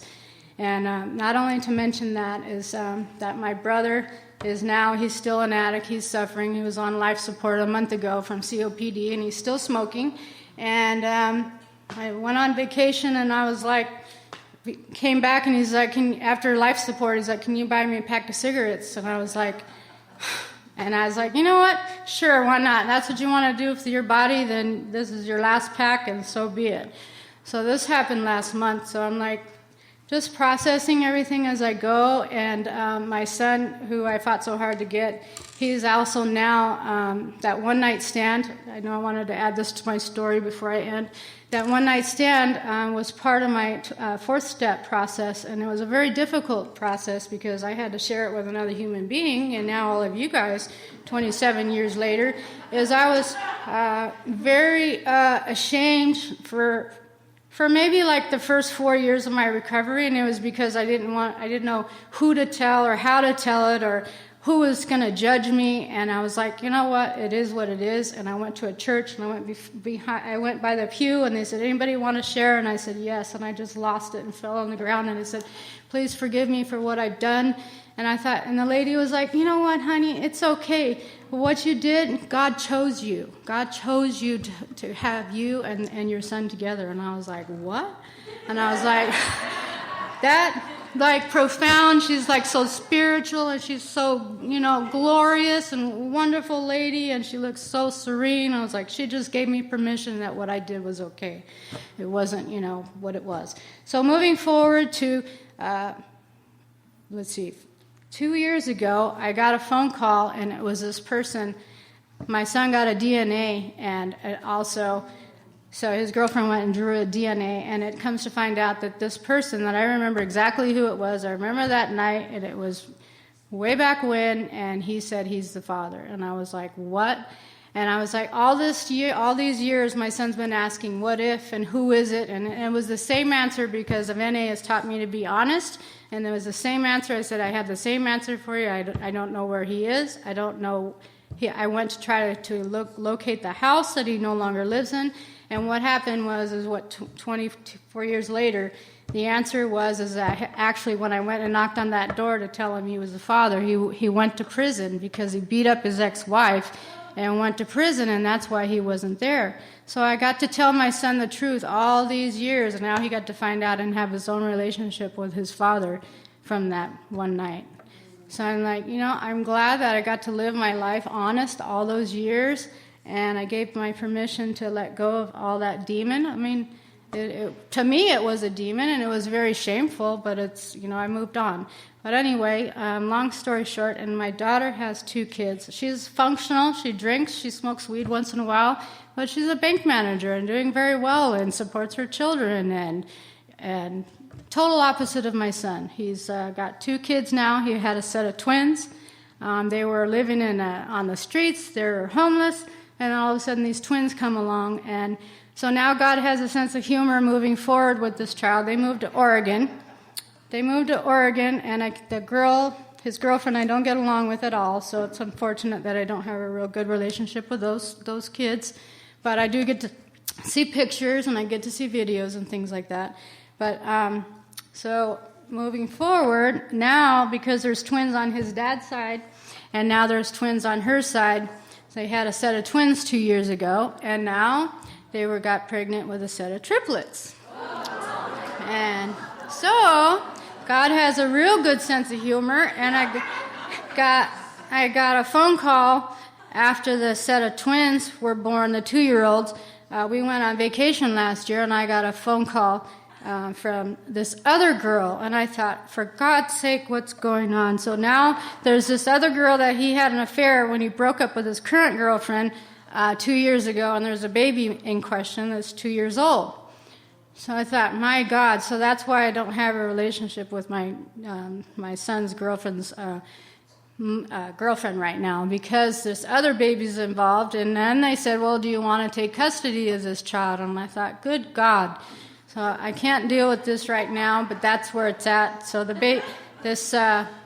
triplets, she lost 2 of them, and one was delivered last month, and it's healthy and it's okay. So that's all I can pray for, is that they're healthy and that my son's supporting him. He's still an addict. I can't judge him. And the judgment has lifted slowly, and it's still there, but sometimes I go there like, why can't you do this and why can't you do that? And I thought, you just got a place to live, you got a job, you're supporting your kids, and you keep in touch with me, and at least I know he's not in jail, and I know that he's not hungry, and he's supporting his kids. That's all I can do. And then moving forward with my last sister that's alive, she's out on the streets in San Diego and living in a bush because she lost her husband, her 5 kids. And it's very tough to know that, and I can't judge that because she's on her journey. And there's really nothing I can offer her. My husband and I, Val, we tried to get a truck and put all her stuff in storage and take her to that same facility that I went to, because it was a very, it was a great treatment facility. They taught me well. They gave me a foundation. They gave me the tools to what I have today. If they hadn't given me the tools in the beginning, I would not be standing here today. And so no, she doesn't want it, and she has no contact with her kids. and she's totally okay without being out there on the street. And she's just full of shame. She's full of guilt, and I can't blame her because there is a lot of hurt. And having all 5 children taken away, I can't imagine what her fear and her shame is like, but that's not my journey.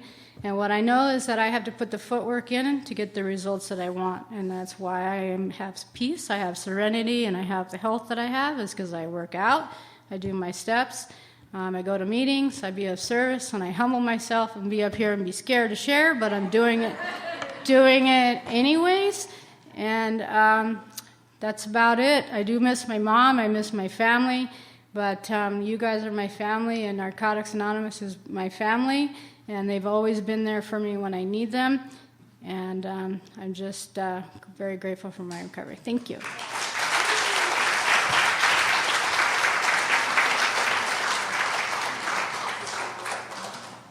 Hi, my name's Tracy, and I'm an addict. Thank you. It's an honor to be here today. Thank you for inviting me. Val, and gift baskets, mwah. I mean, off the charts, okay? Love it. I love it. I was taking pictures because I'm on the Women's Luncheon Committee, and I'm like, oh, look at that one. And the food and everything has just been really great. And so about me,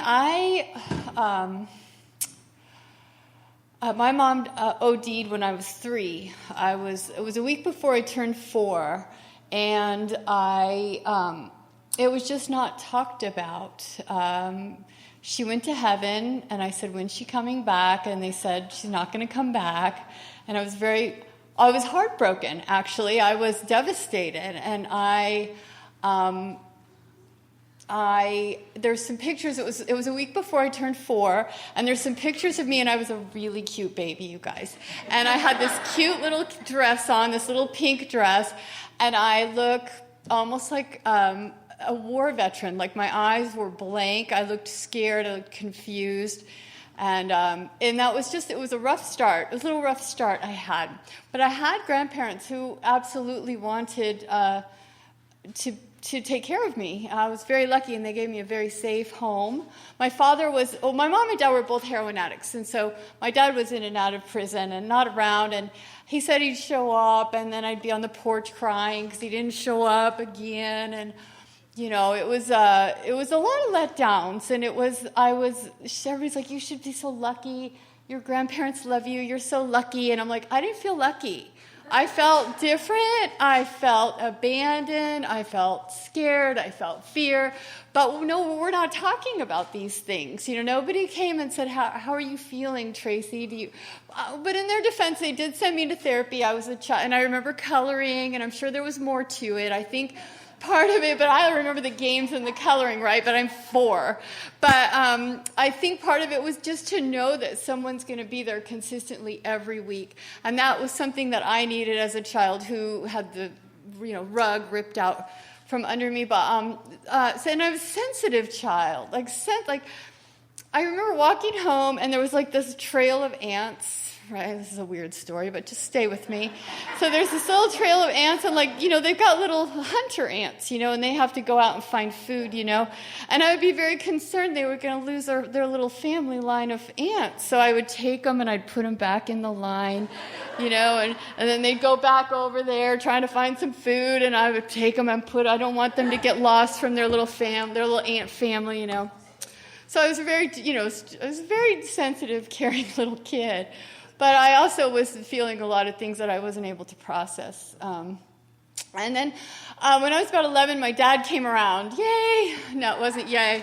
It was bad. It was all bad. He was still using.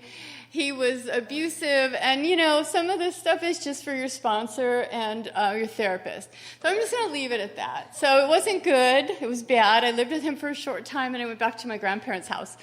And they welcomed me back, of course. And then I just became very hard, and I started cussing a lot, drinking a lot, and using a lot. I remember going and buying caffeine. There were no dose, okay? It was called no dose. And I think I must have been 11. I don't know why they sold them to me, but they did. And I love them. I remember going to see a Rocky Horror Picture Show and being but yeah, and all of a sudden I didn't feel scared. And I didn't feel, alone. I didn't feel abandoned. I didn't feel not good enough. Because that's the way I felt, I guess, because of the abandonment stuff. I forgot to look at the time. You gotta get me. Anyway, so that went on for a really long time. And it graduated, of course, from pharmaceuticals, and then in high school, and then crank, and then meth, and then wait, I need to back up a little bit, because I have a sister, a half sister. My dad remarried. My dad wasn't really a great guy, but he remarried, but he didn't have a baby with his wife. He had a baby with some lady that he worked with. And I didn't talk to my dad. Okay, I should have had, I feel like I should have a flow chart back here, because it gets a little bit, it's all over the place, but try to stay with me. I'm trying hard. But my dad had a baby. Okay, so I didn't talk to my dad. After the whole thing, after living with my dad, I went back home to my grandparents' house. My grandfather died when I was about 14. But my grandma, she was tough. Who's talked about a Russian Jew? My mom's side of the family, a Russian Jew. Yes. So we had that. I had a nice Catholic Sicilian dad and Russian, Eastern European Jewish. It was interesting. A lot of guilt. And where was I with the... Oh, a half-sister, yeah, Monique. Her name's Monique. So my dad had a baby, so I didn't talk to my dad. But then I found out my stepmom was real sick. And even though she was using, and there was a lot of chaos, and we'd go to the grocery store at midnight, and then we'd have to spend 20 minutes putting back a tomato, because we never had enough money. But I loved her, and she loved me. I felt a little bit like she should have seen what was happening, and I wish she would have been a little more protective of me. But she really loved my dad, and I don't think she could see past that. So she was dying, and so I found out, because my grandmother still had a relationship. And anyway, I went to her funeral, and that's how I saw my dad again after about 20 years of not speaking to him. So I went to the funeral to pay my respects to my stepmom, and I saw my dad, and then I'm not a scared little girl anymore. I'm almost 30. I feel a little stronger now. See, my dad used to leave the brass knuckles on the living room table just to let everybody know, don't mess with him, But somebody said, oh yeah, his daughter. And I said, I'm his daughter. And they said, no, his other daughter. And now I'm concerned, because I know my dad now was abusive, and this little girl is about the same age as I would have been at that time. So I got involved somewhat with that family again, and my dad apologized. Sorry, I wasn't a good dad, whatever. And I said, okay, apology accepted. This is your new daughter. You need to take care of her. Please do better with her, and I don't think you should be alone with her. It was a whole deal. And he did. He said he would. And so I got very close to my half-sister. She was only 7, and I was almost 30. It was a 22-year age difference. So I didn't have children, so it was kind of like she was my child, right? But I remember we were out roller skating on the Strand. We did fun things. And this guy's like, ooh, hot mom and daughter or something. And I was so offended. I was like, that's my sister.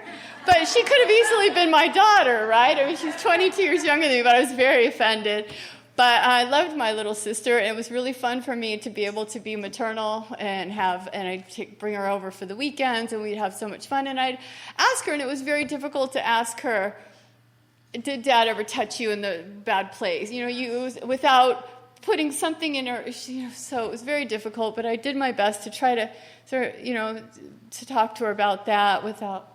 Okay, I'm gonna condense it. So what happened was she also had 5 children that the system and other family members took away from her. She became addicted to drugs. I don't know her background. All I do know is I tried really hard to help her. And I'll go back to real briefly with my mom dying. Our house was so sad. And my grandma felt like she had another chance, to raise a daughter. It was her granddaughter, but she had another chance. And I think she needed that, and I needed a mother, so it worked out well. but with my sister, I can't save her. She's still living on the streets. I did everything. I bought her a car. She immediately sold it. I paid all of her storage while she was in treatment. She immediately lost it. Like, it goes on. And then it was only she would call for money. And then finally I said, I can't give you any more money.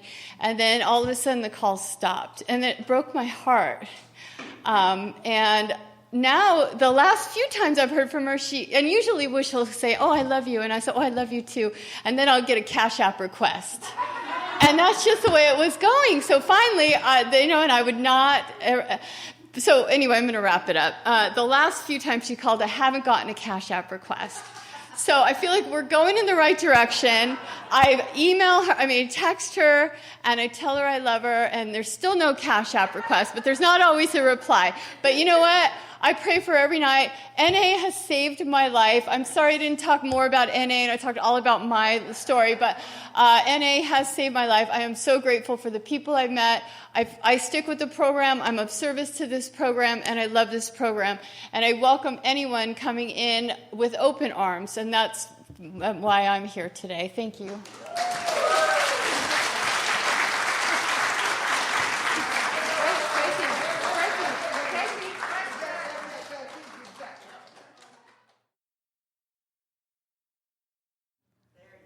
Thank you. I'm Lila. I used to be a drama queen. But now I'm just a loyal Nar-Anon member. I am an addict as well, recovering. It's been 33 years this October. It wasn't easy getting here. I'm shaking. I'm going to tell you how I got to Naranon, but I'll start off with the most craziest time that actually made me say, I need help. One day, I'm going on a coffee run, and I go to Starbucks. And I partially parked in the red. Not really. So a meter maid comes up, and she's smiling at me while I'm saying, oh, I hope she doesn't give me a ticket. And next thing you know, I walk past her with the coffee, and she comes towards my window. She gave the other guy a ticket ahead of me. And she asked me, why are you parked here? And I said, duh, coffee. And she started reprimanding me. And when she did that, what's that name? Karen? There's a Karen? During COVID, I used to literally make fun of those people on TV saying, oh my God, they just need some love. People just snap just like that, don't they? For no reason. And I figured they just need a hug. They need, me, the fixer. I'm a fixer. Well, she started reprimanding me, and my neck stretched out, and I said, I don't need this shit. And I took off. She fell. Oh. Yep. Those things run pretty fast, let me tell you. I took off, and she's chasing me with the little lights in her golf cart. And while she's chasing me, I'm saying to myself, I'm not going to stop. I'm going to get to the office so somebody can see there's a witness. I pull up at the office, and of course, Karen is still inside me. And Karen is yelling at her, telling her, the F is your problem? You didn't meet your damn quota? And I'm going off on her, and she's telling me, you're going to jail, Missy. I said, for what? I was shocked. For what? For assault with a deadly weapon. And then I walked away, and I went to my boss, who's my man, and I said, you better get this bitch away from me, because I'm going to kill her.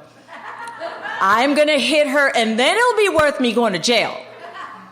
And what did he do? He comes out, and next thing you know, we turned around, and the police, helicopters, guns are pointing at us. telling us not to move. And when they say don't move, because they take that seriously. I'm handcuffed. And I'm in the car bowing my head while news media is all over the place. And I'm ashamed. Las Colinas, here we come. I'm from San Diego. And everyone in my family member has always had addiction issues. From the moment I was born into abuse. My mother was a mean, raging alcoholic. I would get dragged out of bed at the age of a child, and she would drag me from my hair, throw me up against the kitchen, and tell her, make me something to eat and clean this mess. I would say, Jesus, like, what's wrong with her? So one day, she's never around, she's never here.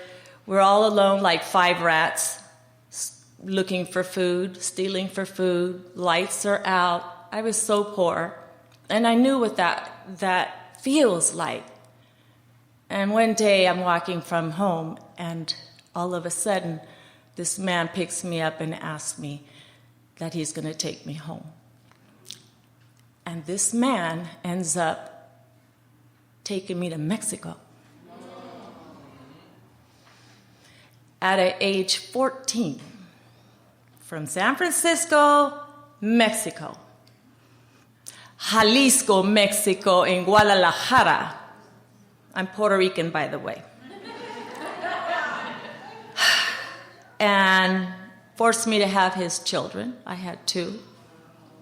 Nobody came looking for me. My mother figured one less mouth to feed. All I was worried about is what's going to happen to my poor brothers, because I would step up and take the beatings so that my brothers didn't have to hurt. Long story short, we come back to San Diego, everything's great, and I thought Mexico was pretty cool. It was really nice. You farm, I get to watch a chicken have his head ripped off for soup.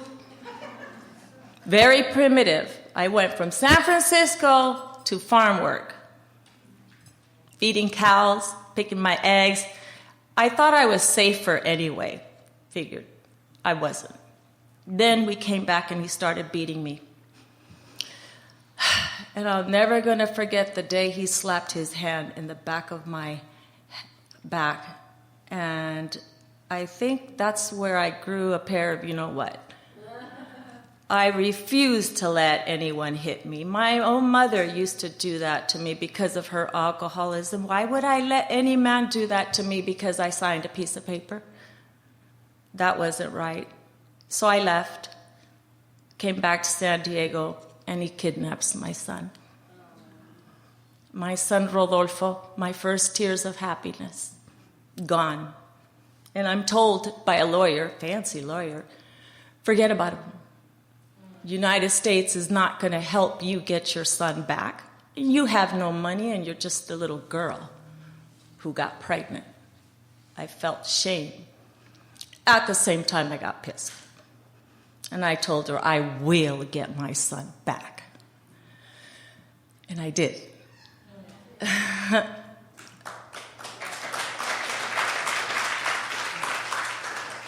My son, who was my first tears of joy. I get him back and we're going great. And somehow, some way, I'm being attracted to negative men. I wonder why. Yeah. See, my mother was the alcoholic. I wasn't. But you may not realize it, but I did. And NarAnon got me to see myself for who I was. And what happened was I was carrying my mom's behavior pattern. Right?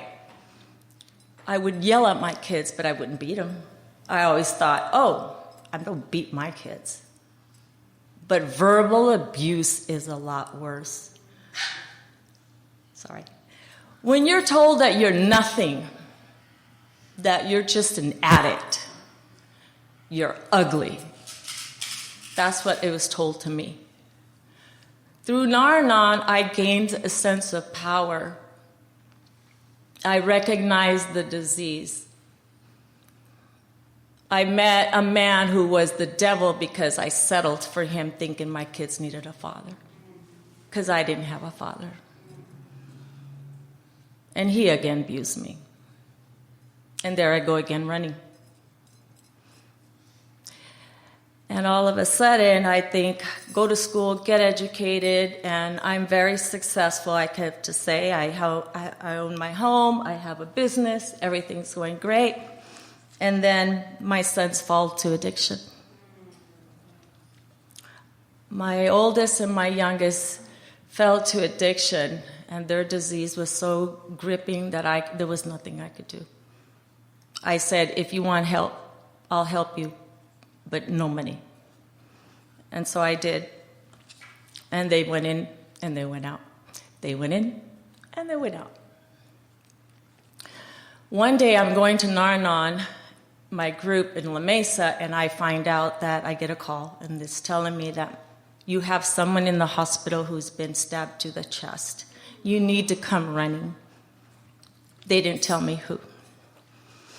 I hadn't seen my son in 3 years, and I'm in the hospital seeing him in intensive care with COVID. He's 44. That's the worst feeling you can feel, to have someone you love. Because of their addiction, all he said to me was, he cried saying, "Mom, I'm so sorry for putting myself in harm's way." And that is where step 9 came from. At that very moment, I recognized, I'm not going away, I'll be here for you, because I already had the background of NarAnon, NA, we can do this, and we did. 5.5 months into his recovery in the hospital, his ex-girlfriend shows up and shoots him with fentanyl.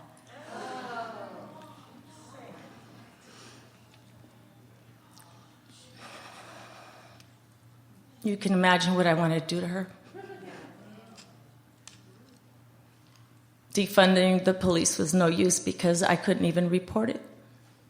She got away with attempted murder. My other son, a year later, back up. 5.5 months, he gets out. 6 months, and we're doing great. He's doing great. I'm great. I'm keeping on with my NarAnon program, and step 9 just hit me to the core. Making amends is what I did. I made amends to the people I hurt. I said to my mother I was sorry for hating her before she died of alcoholism and cirrhosis of the liver. I held her hand and said, "Don't worry, you'll be okay, and I love you." Although I spent my whole life hating her.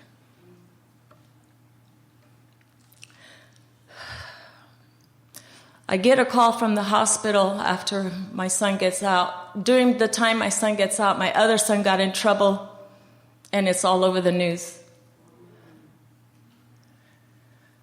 My youngest son relapsed, went to a funeral, went to stay at a house, and he got arrested the next morning for murder. I got the call. I just said, I don't care. I didn't know about the murder, but I said, go ahead. Whatever he got into, it's his problem, not mine.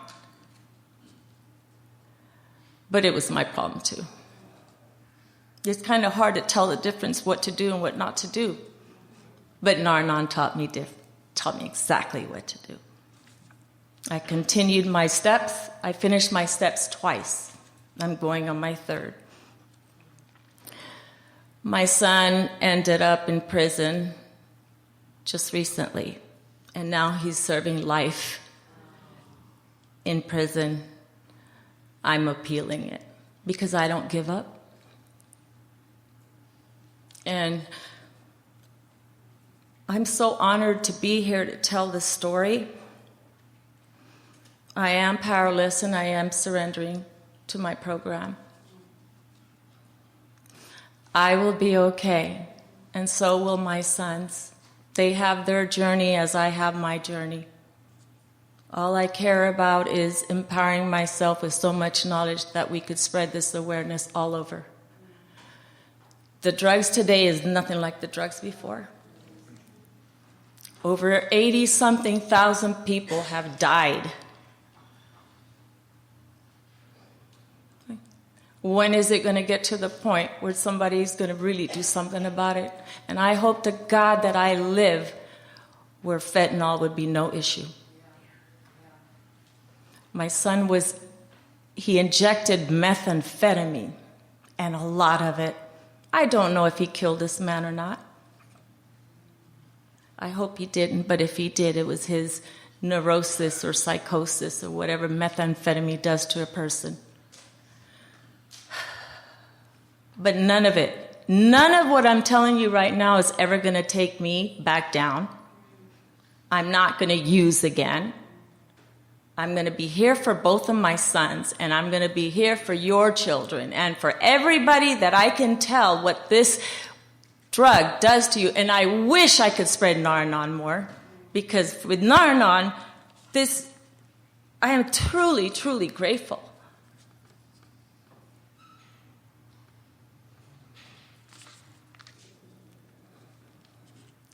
I'm okay.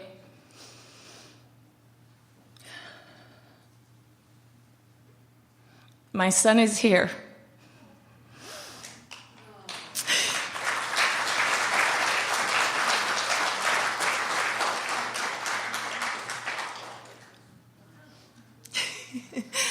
Rodolfo, stand up.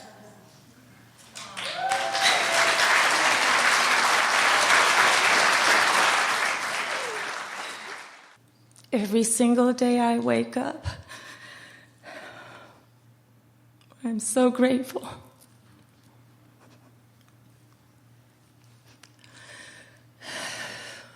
I get to see him. So please believe in NarAnon. It does work. It works. And I'm a testament to that. We're good. Thank you.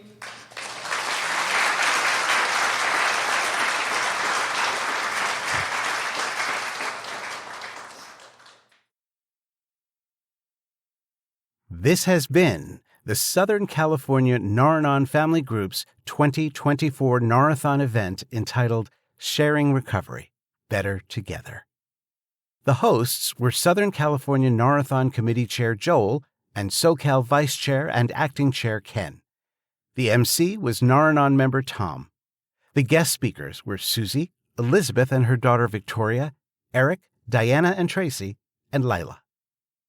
If you'd like to find a group meeting to attend, please visit our website at naranonsocal.org/find a meeting.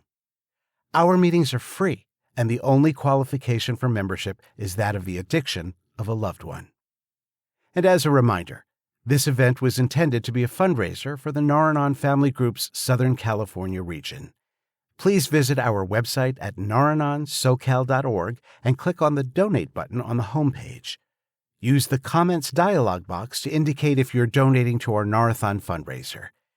If you are donating on behalf of a group, please also include your group ID number and a meeting name. Please be sure to tap the like and subscribe buttons for this video on our YouTube channel. At NarAnon, we encourage you to keep coming back. You can choose to go through this alone, but we hope you don't. And remember, it works if you work it, and it won't if you don't. So do it, because you're worth it.